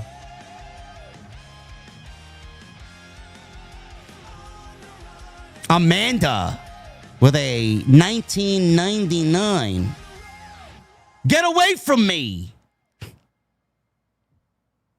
Do you really want me to get away from you, Amanda? I don't really know. But no, you're calling back to Mario Kart. Mario Kart. Listen, you got 4 minutes. Thank you, Amanda. Basic with a 27 months in the OTS venue. Oh, my goodness. Rikishi proposing the WWE bring him in to book his son's run. Mentioned feeding Jay competition. He's like a helicopter mom at this point. But Rikishi's he's ridiculous, bro.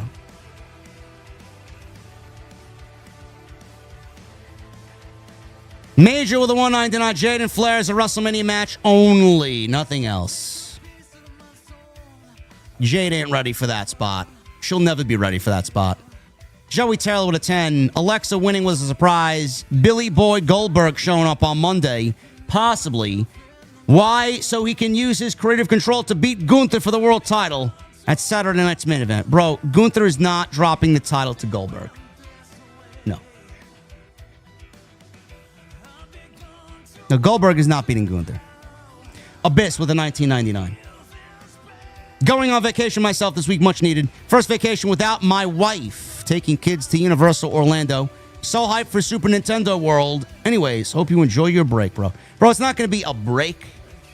I'll still be here live Monday, and I'll be here Wednesday. If there's any change to the live stream schedule, I will let you know. Maybe I don't stream on Monday and I just do a regular Raw review like we used to do back in the old days. I don't know yet, but I got all my stuff packed. This is a vacation I can't avoid. I didn't want to go anywhere. If it was up to me, I don't go nowhere. I stay here. I'll try and enjoy myself. Havili with a 5. Thoughts on Hikuleo finally making his debut. Favorite movies? Most likely of WWE putting the tag team titles on the Wyatts. Thanks, JD, for everything you do. Havili, thank you, brother. Love Havili.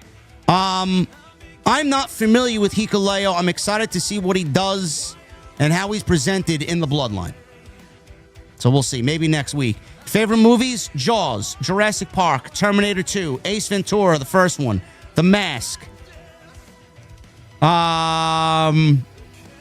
The original Mummy with Brendan Fraser. Lord of the Rings. All the Harry Potters. All the Lord of the Rings. Even The Hobbit. Every one of them. All 6 of them. Goodfellas. Casino. Just a few. Wyatt's probably will win the tag team titles, yes. Patriot Podcast with a $5 super chat. Your thoughts, JD, on WWE creative bouncing around the idea of putting the Bellas over Liv and Raquel at Evolution. Keep being you. I fucking hate it. But apparently this is not a one and done for the Bellas. The tag team division is dead. Putting the titles on the Bellas do nothing. It only makes the titles worse because you got nobody else. You got to put them on a returning Bellas who haven't been there in how long? Major with a 199. Wish Cena could have mentioned Rock in that promo. I wish. But at this point, nobody cares. Jorge Santori with an I-99. JD, love you, man. Who are your favorite Atlanta Braves players?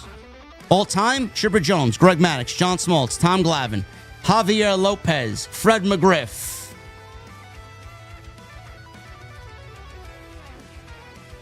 Mark Lemke, Terry Pendleton, Steve Avery. My favorite Brave is Greg Maddux. Craig Kimbrell in his prime. Nobody was better than Kimbrell, bro. Kimbrell was great. My favorite Brave of all time is Greg Maddux. Boss Mo Jackson with a 199. Your Mario Kart segment the other night was fire. Yeah, you guys did not make the goal. We failed. You guys failed. 11 out of 15, bro.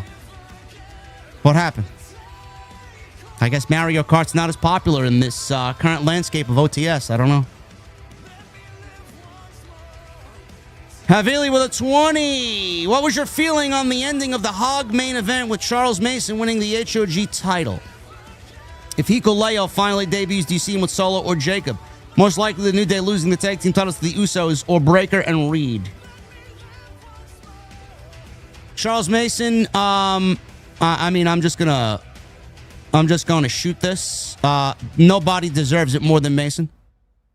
Mason's worked his ass off. I've seen him as a blue blood Mason, transformed himself into what he is today over the years being there. Nobody deserves it more.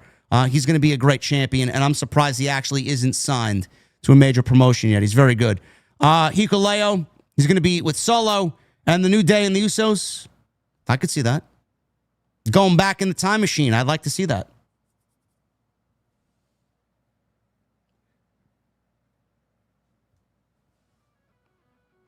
Anthony King with a 1999. He says, I love Mario Kart. I'm glad you do. I wish there were 4 more people that love Mario Kart along with you.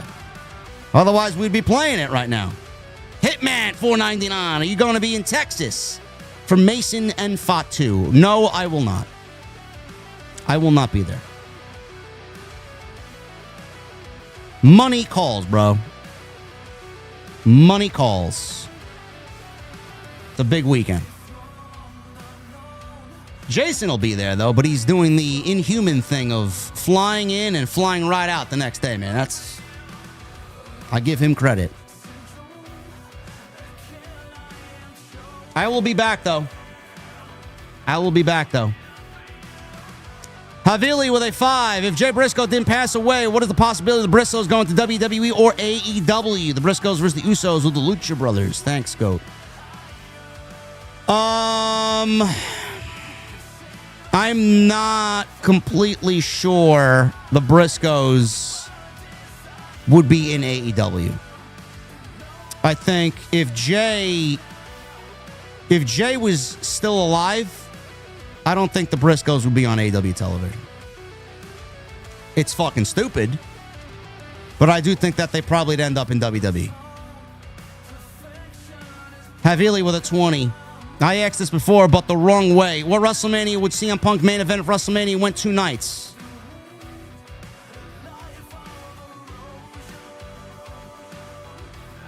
I think I gave you the answer last time I answered this, Havili. I think his match with Undertaker would have main evented. If there was a 2-night Mania, back when he wrestled Undertaker, he would have absolutely main evented night 1. Favorite Limp Bizkit songs that WWE used? My Way, Rollin', or Crack Addict? Rollin'. And rank the 4 horsewomen in order.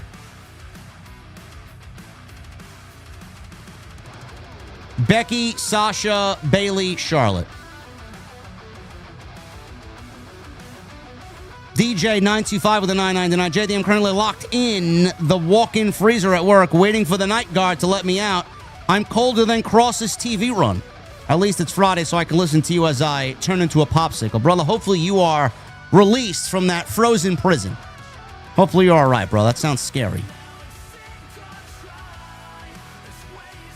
Havili with a $50 mini bomb. Who is the tag team to beat Liv and Raquel for the tag team championship? The Bella Twins, Alexa Charlotte, or the reunited Kabuki Warriors?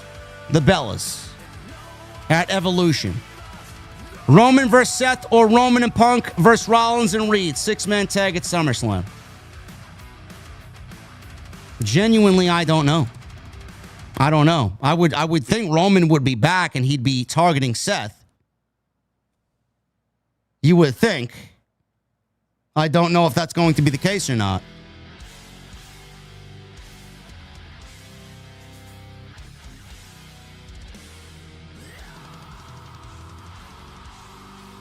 I want to make sure I'm not missing anybody because I know YouTube had YouTube had glitched before, and they shut things down. The screen just kind of goes blank, and I gotta refresh all the time. And I just want to make sure I didn't miss anybody. Anthony King, thank you again, brother, for the $100 super chat. Havili with the $300 bomb earlier. Thank you.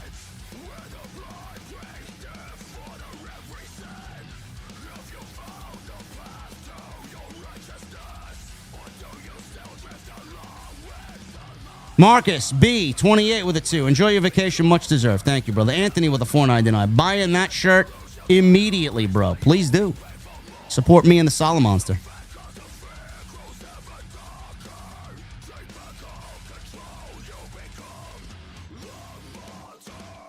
And Big Haas with a 5.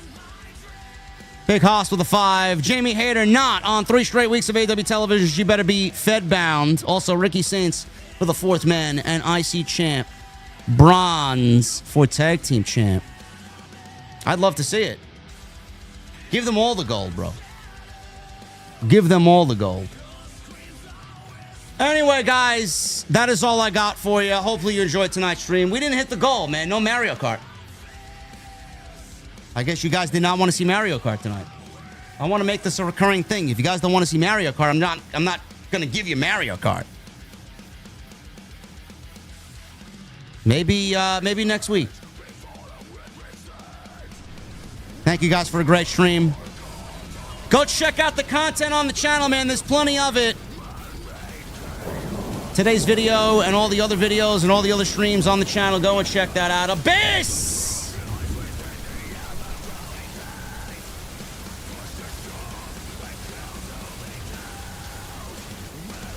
Abyss! This fucking guy comes in with a $100 bomb, bro. This guy comes in. I gotta make a U-turn, man. I'll be right back. Holy shit.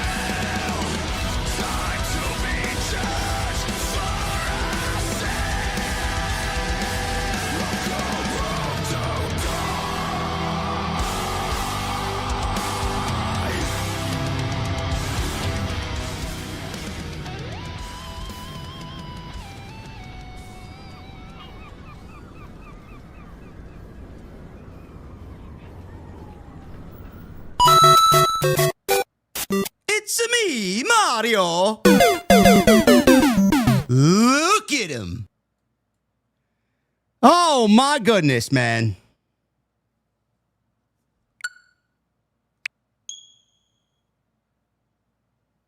Oh, my goodness.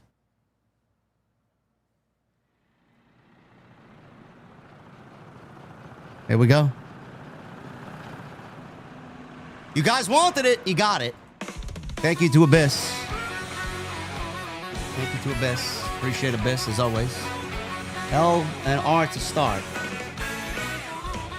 There you go. Oh, I've collected 600 coins. Look at that. Look at that. Love it. Let's see. Hold on one second.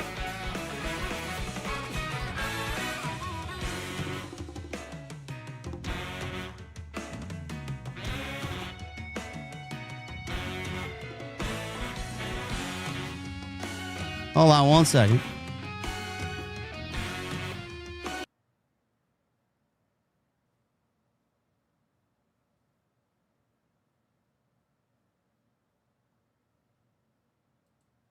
I think I messed something up. Hold on.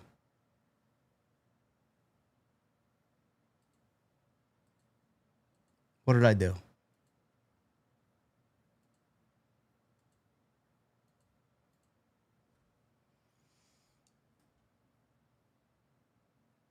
There we go.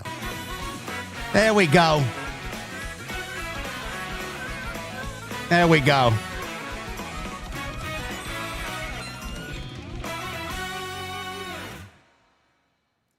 All right, man.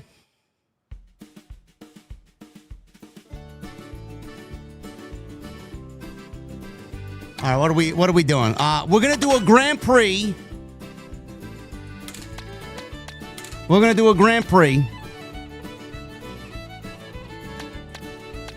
I want to I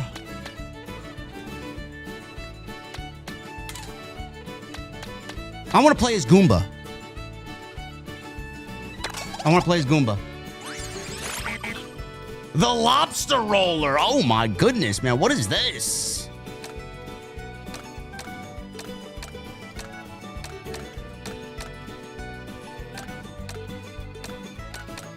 Doesn't matter what car you use, bro.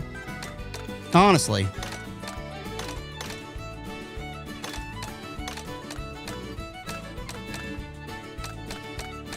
Hey, you know, we're going to use the lobster roller.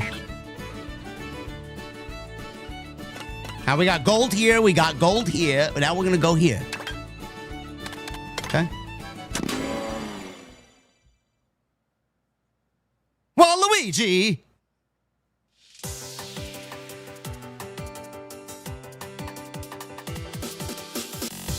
Adam Hernandez with a 20. He says, it's not COD with Mr. Soldier, but I'll take it.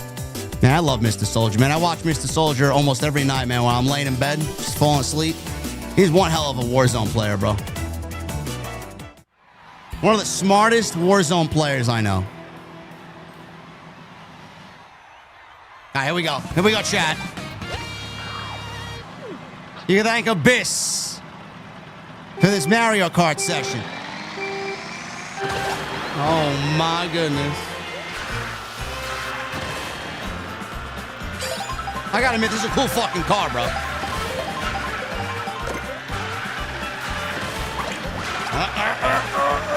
It's my fault. It's my fault.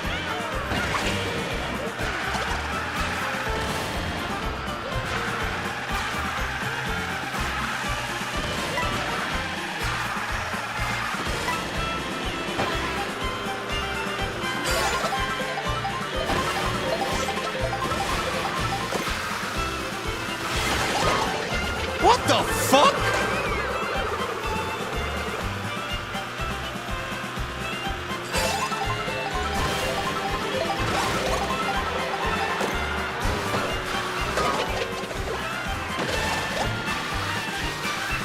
Fucking clown.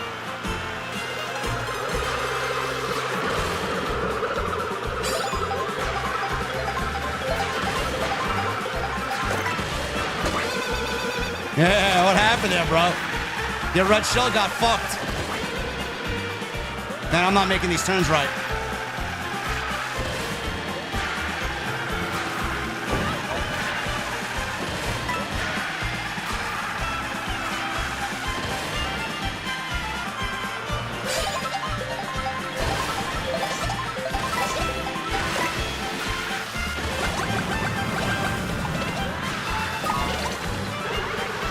Wow, I got a blue shell, huh?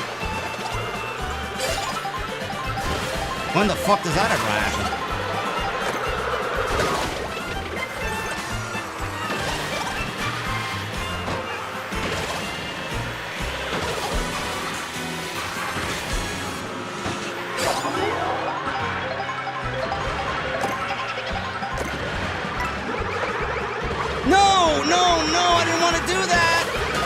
I knew he was gonna do that.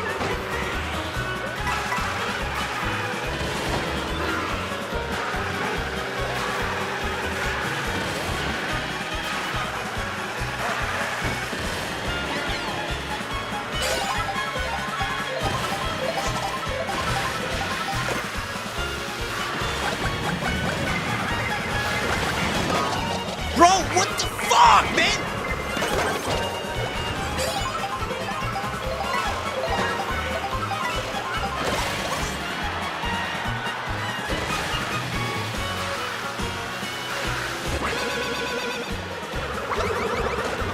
Man, that's unfortunate, man. Man, I'm not even in first place, man. I got hit with the blue shell twice. Twice!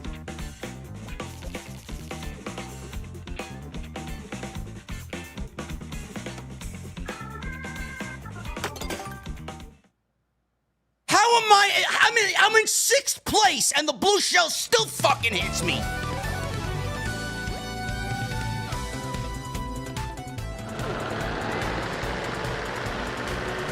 Fucking Goomba.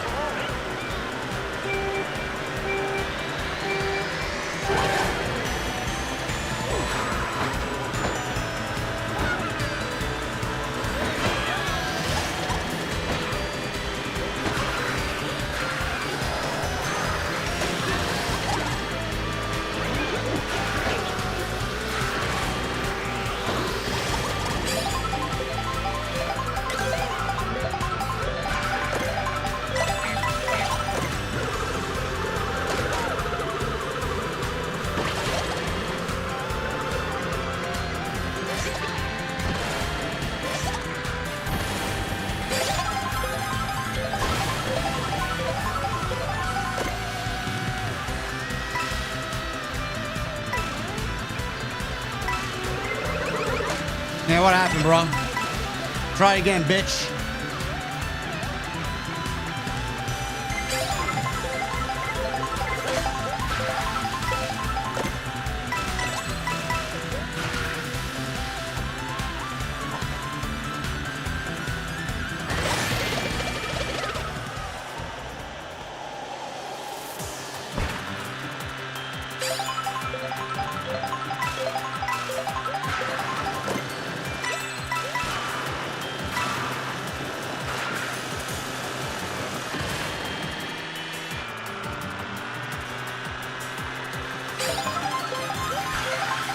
There's a blue shell coming for me any moment, bro.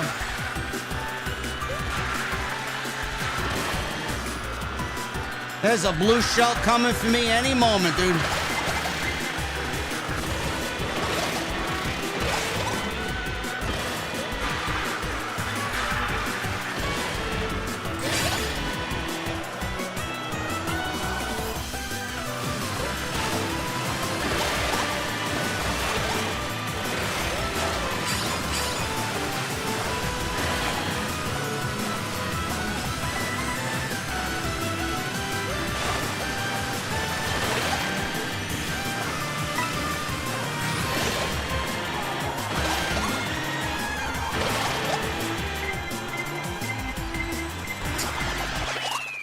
Yeah, go fuck yourself, bro. What happened there, motherfucker?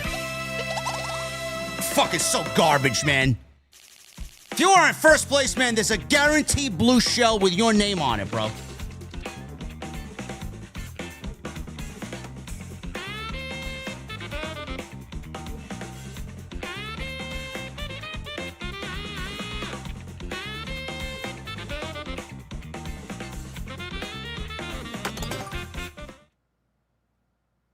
Yeah, I'm not even gonna fuck with it, bro.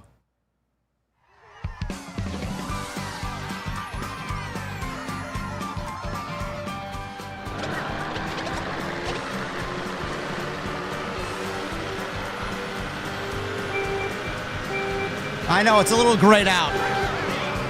We'll figure it out. Just whatever.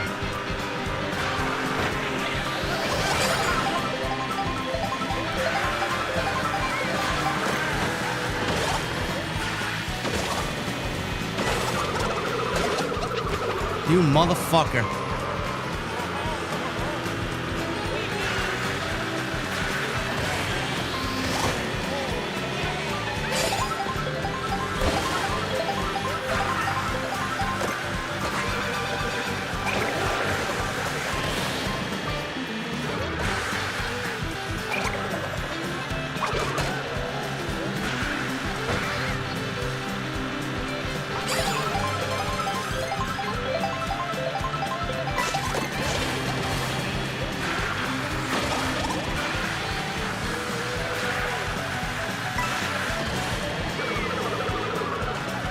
Wow, he got it.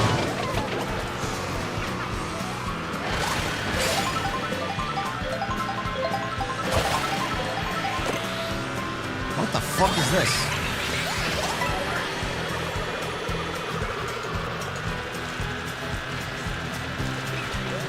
Ah.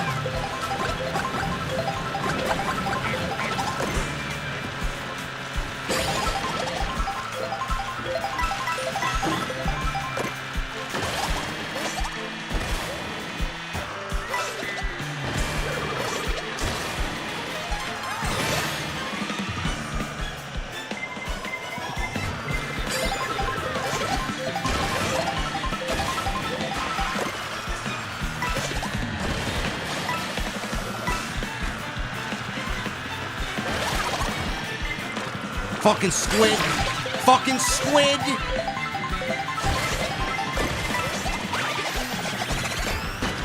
How long is the squid on my fucking face? You fucking piece of shit!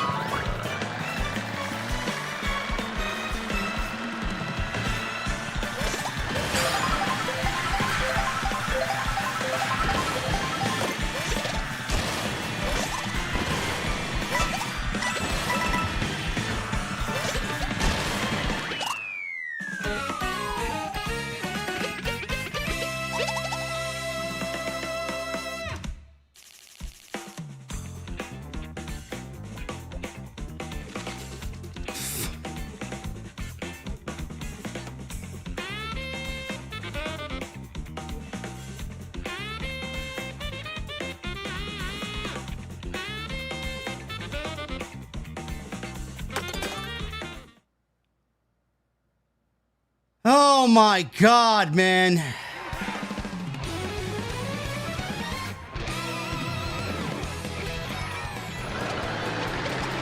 Yeah, I don't know why it's grayed out, guys.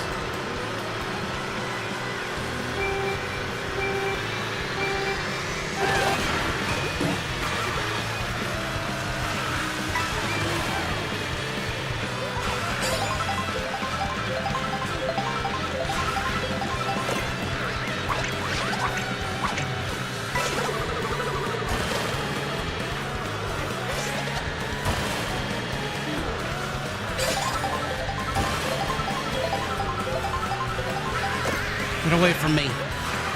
Get away from me. It's fucking slob.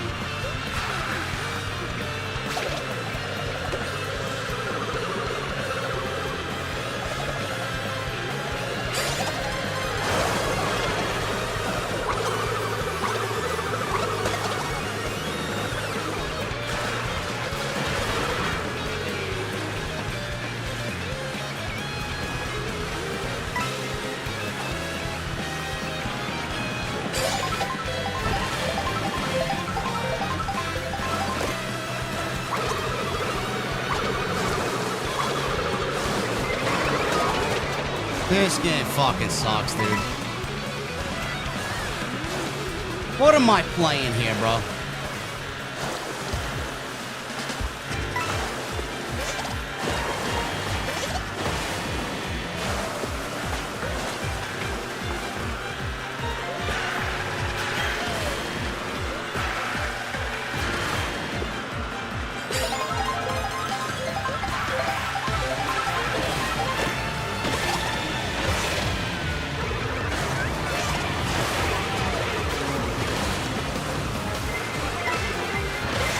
Get away from me.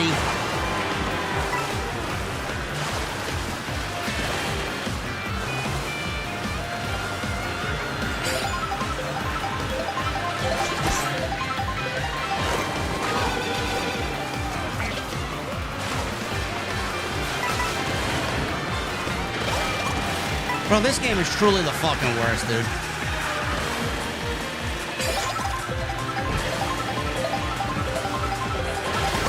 Can I get something that helps me win the fucking race?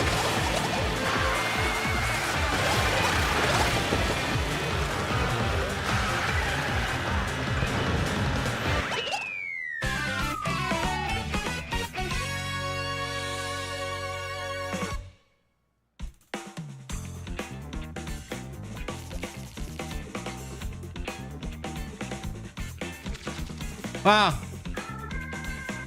Wow.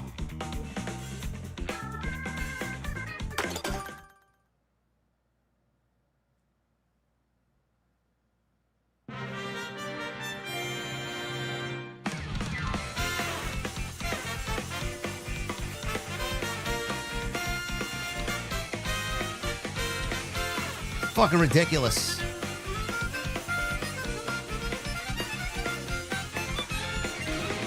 How I accomplished that, I came in first place. I have no fucking clue.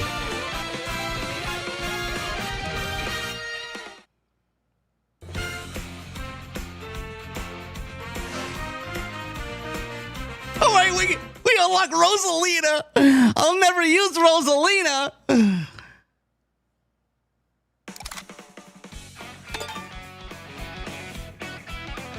What did I unlock? Actually, you know what? Let's,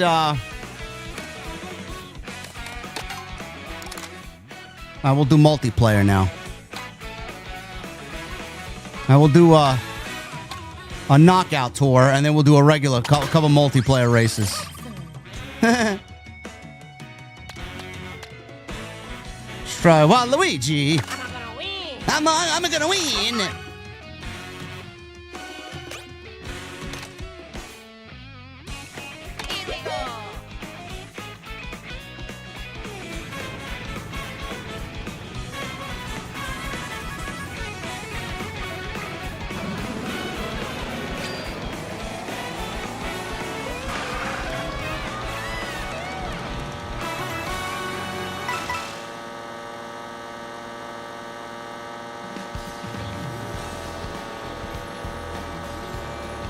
Oh, yeah? Where are we going?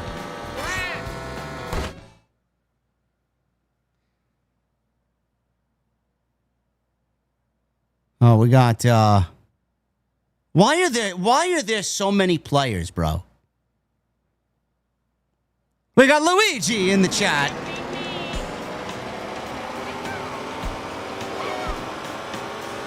This is gonna be a disaster.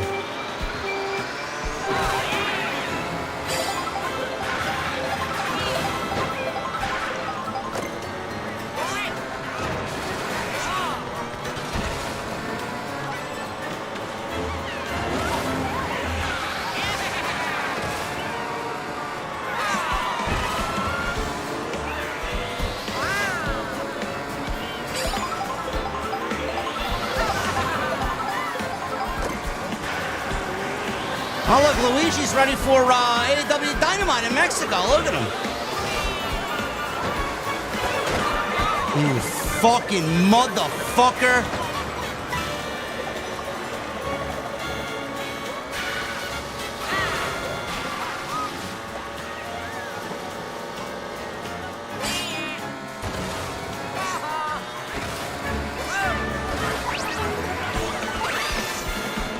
What is this? Who am I? Get away from me.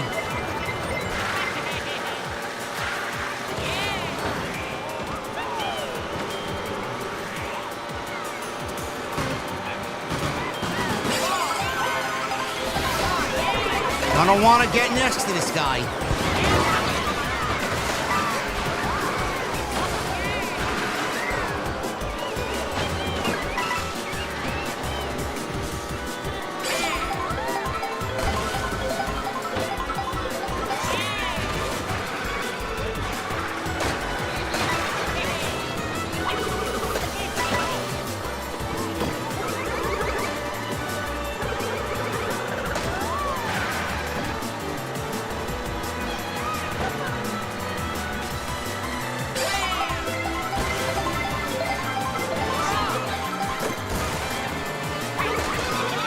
Are you fucking...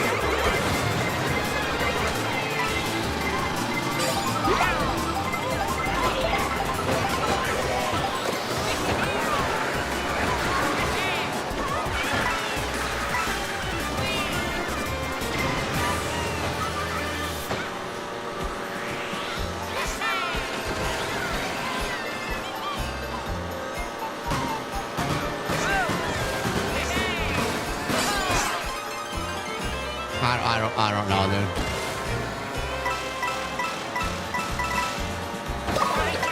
I don't know. I don't even know what the fuck I got hit by, dude.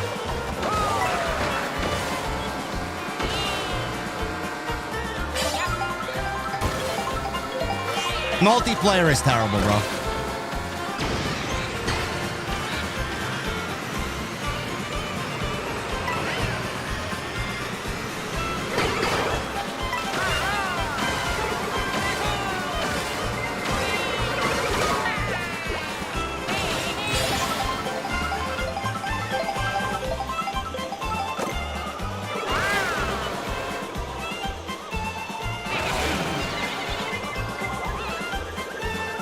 Someone had to take my bomb, huh?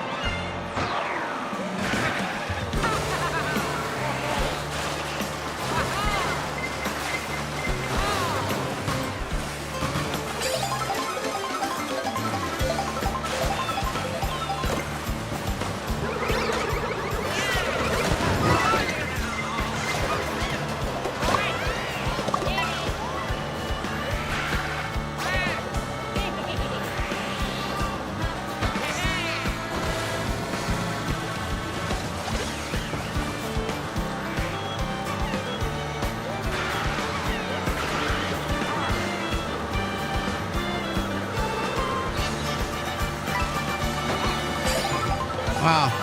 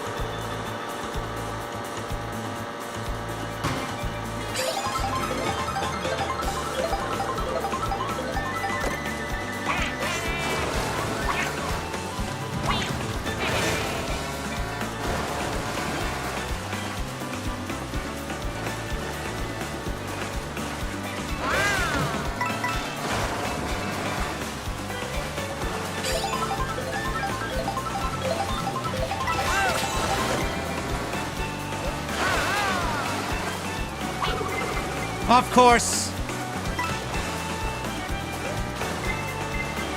This game, dude, this game sucks. This game fucking sucks. This game fucking sucks. Fuck you, Nintendo. Fuck you, Nintendo. Fuck you, you fucking piece of shit fucking company. This game sucks, dude.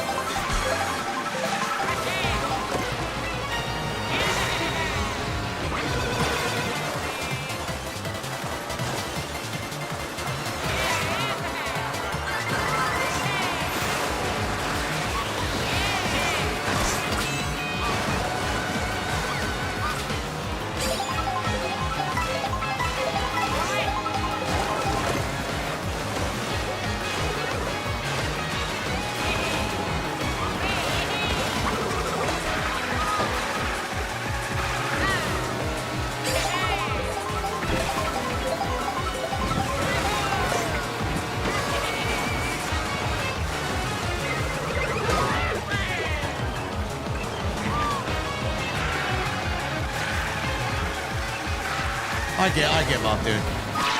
I give up. I fucking quit, dude.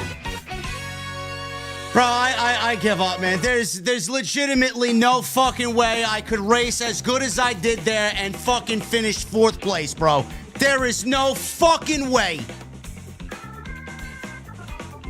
This game sucks. I'm sorry, dude.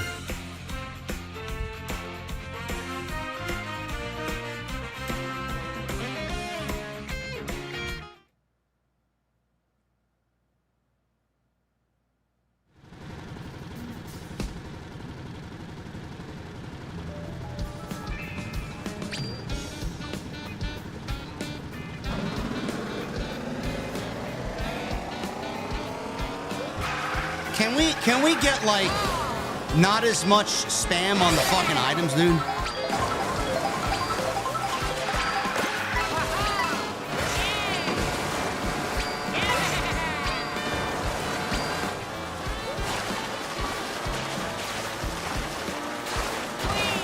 What are these water levels, dude? I don't understand this water levels. Guys, I don't know why it's washed out. I don't know. It doesn't look like that on my OBS.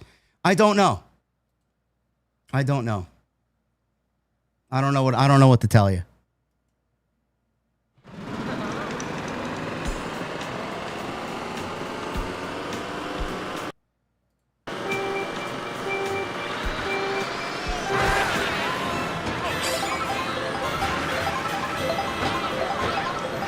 Get away from me.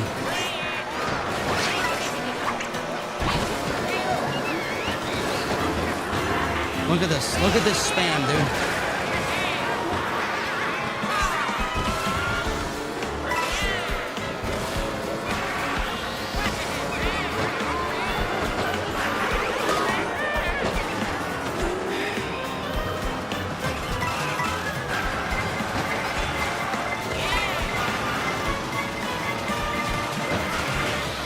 Unbelievable, dude.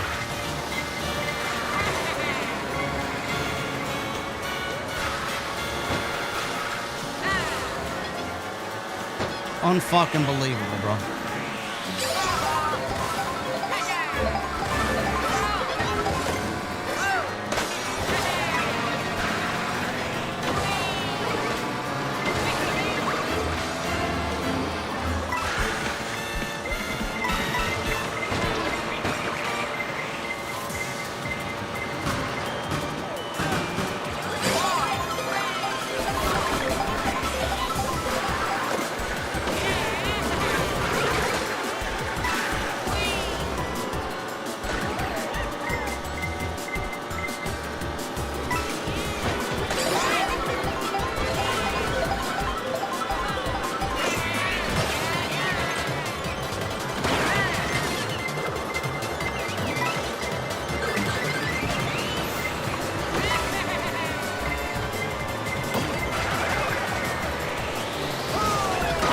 Oh my God, I had to hit the guy that had the star, man.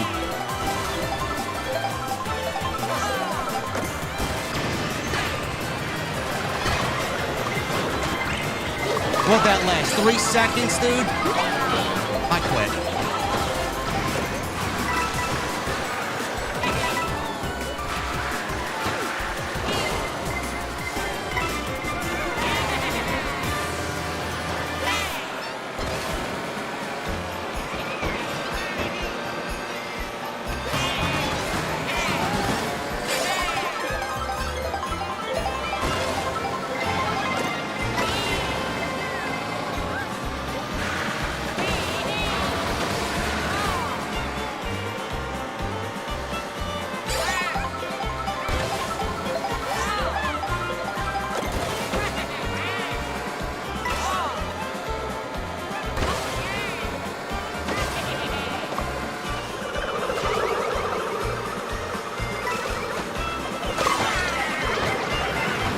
What happened to my gold shell, bro?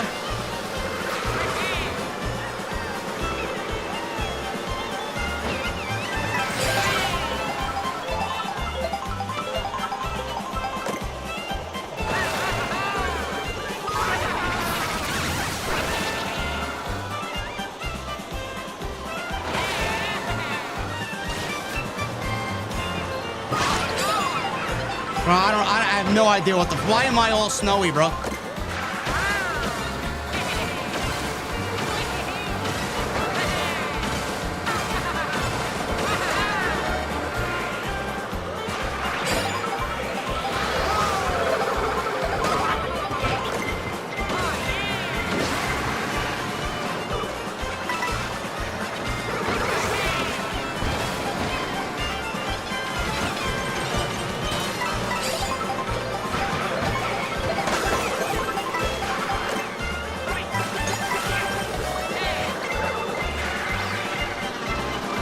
Get away from me. Get away from me. Get away from me. I don't want to pass this guy. I don't want to pass this guy.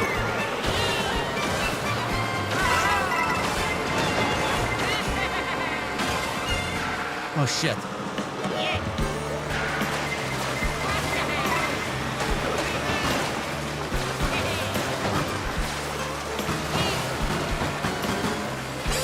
Ooh.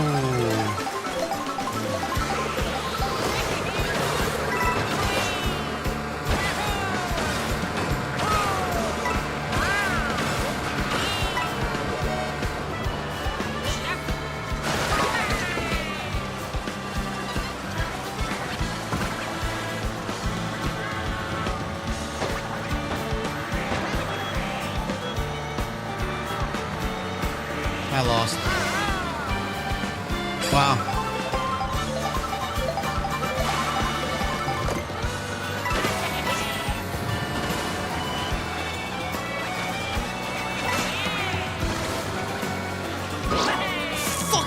Fucking.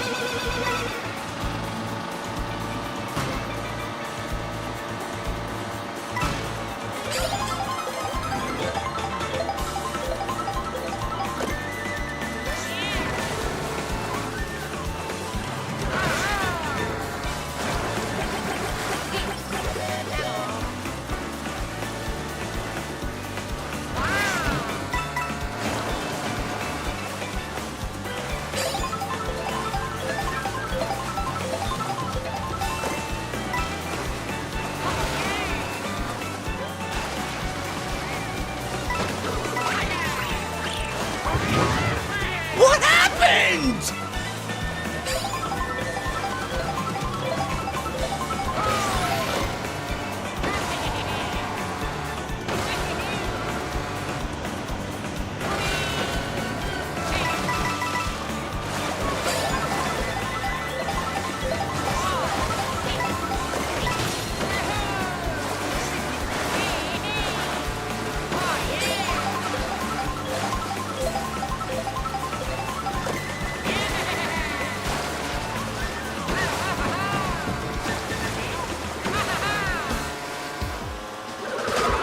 Bro, I quit.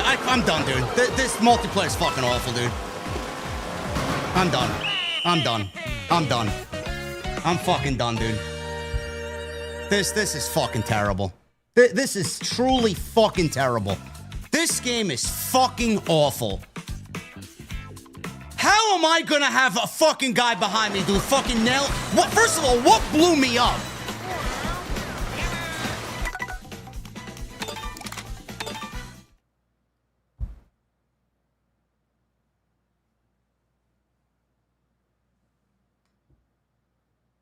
This game sucks, dude.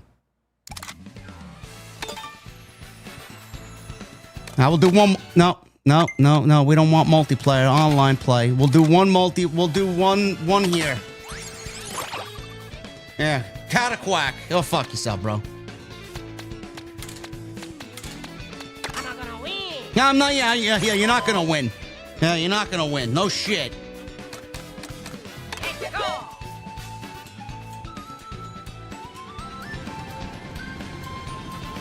How did my own bomb blow me up, bro?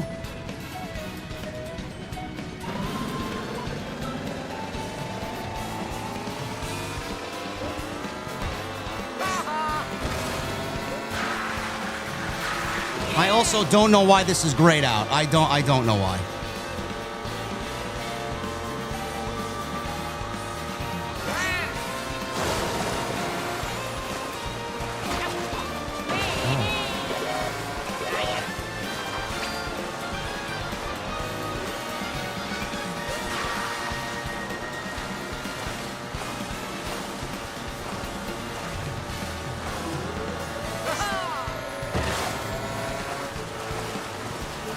Bro, what is with these water levels, dude? Like, why?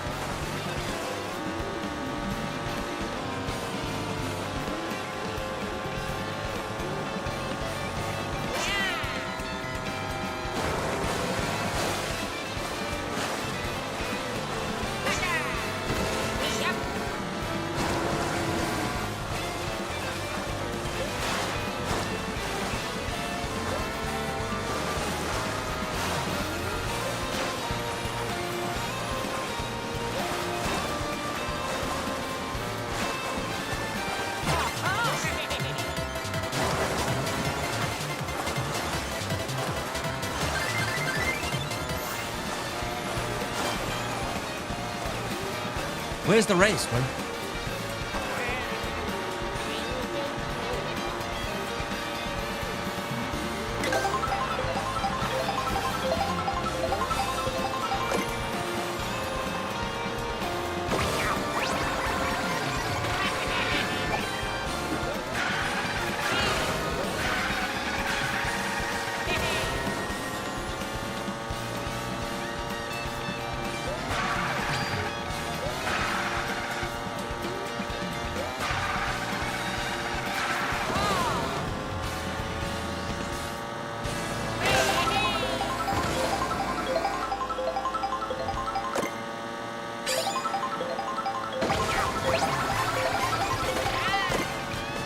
Mariachi! Oh my goodness.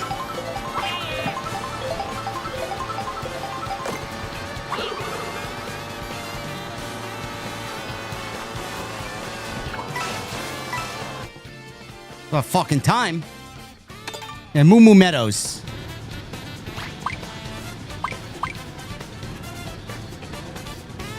Alright guys, this will be the last game. I gotta get to bed.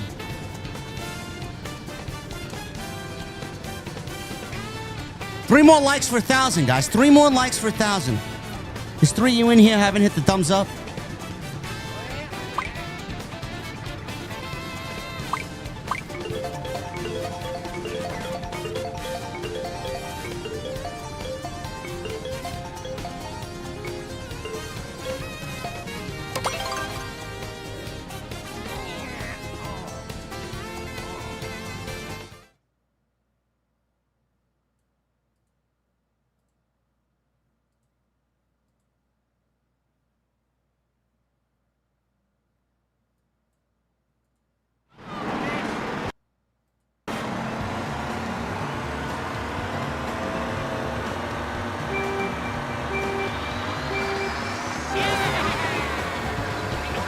I don't know why there's 21 players, dude. Or 24 players. I don't know why. This is not fun with this many players, dude.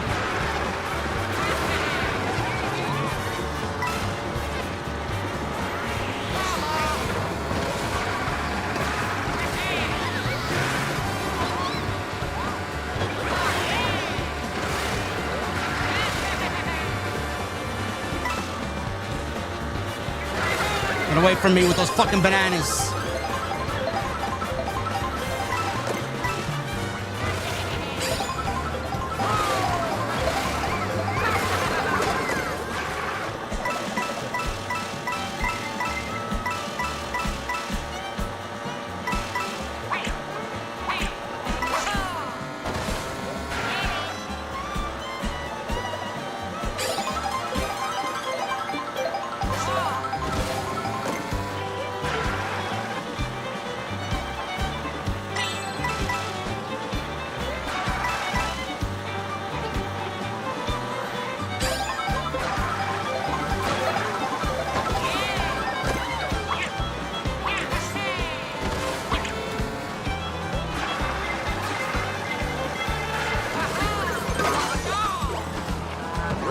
Bro, what is that? Gold shell like the blue shell?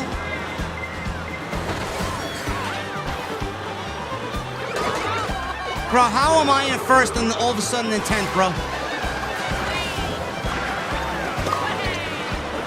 I quit. Dude, I quit. This is there's no fucking way. There's no way, dude. There's literally no way, dude. Everybody in the chat, legitimately everybody in the chat saw I was in first place. I got hit with this, 19th place. 19th fucking place, dude. Okay.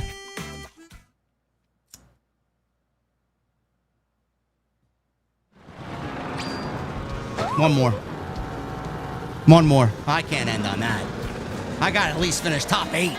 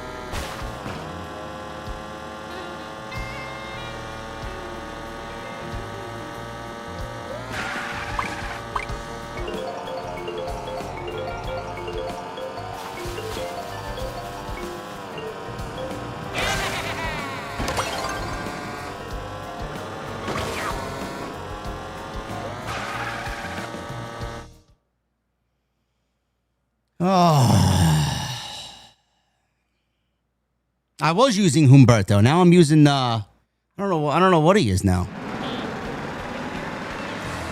Like a biker.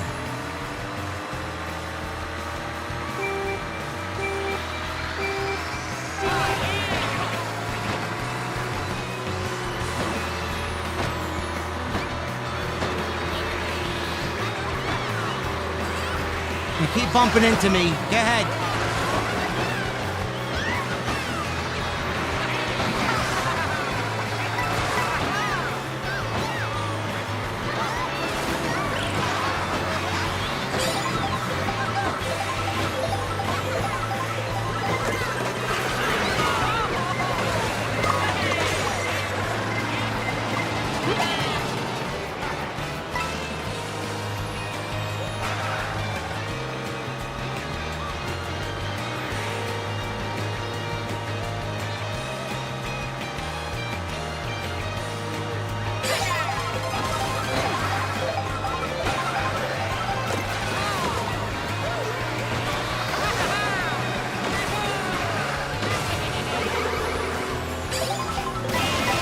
Yeah, how do you like it, motherfucker?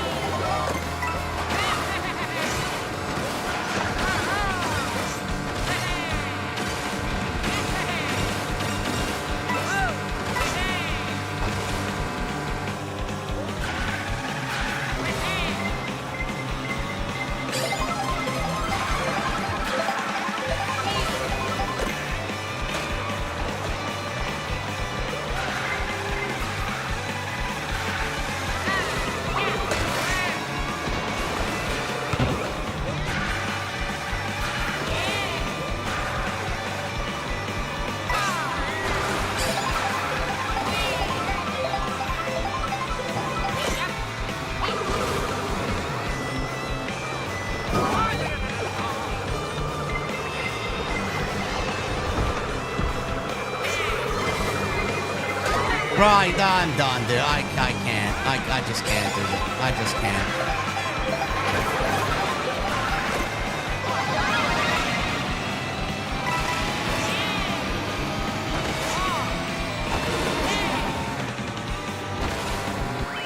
Alright, that's it. What is it, 2 laps?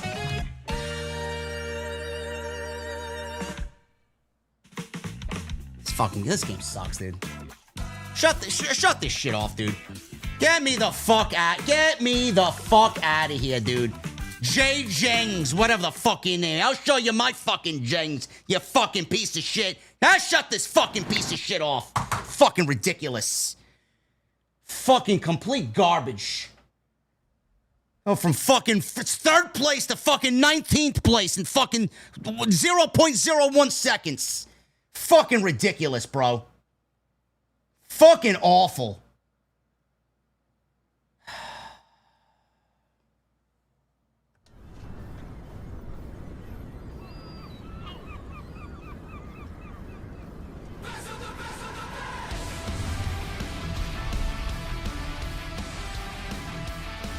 Oh.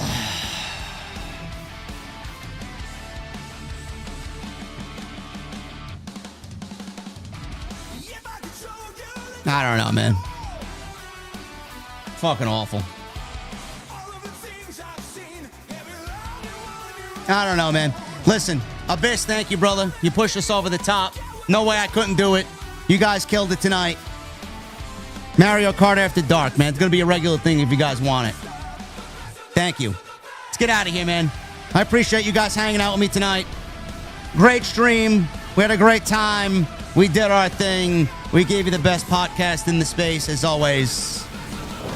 Also, a little Mario Kart at the end. Salrex is texting me saying the color fixed itself 2 races ago. I don't know. I have no idea.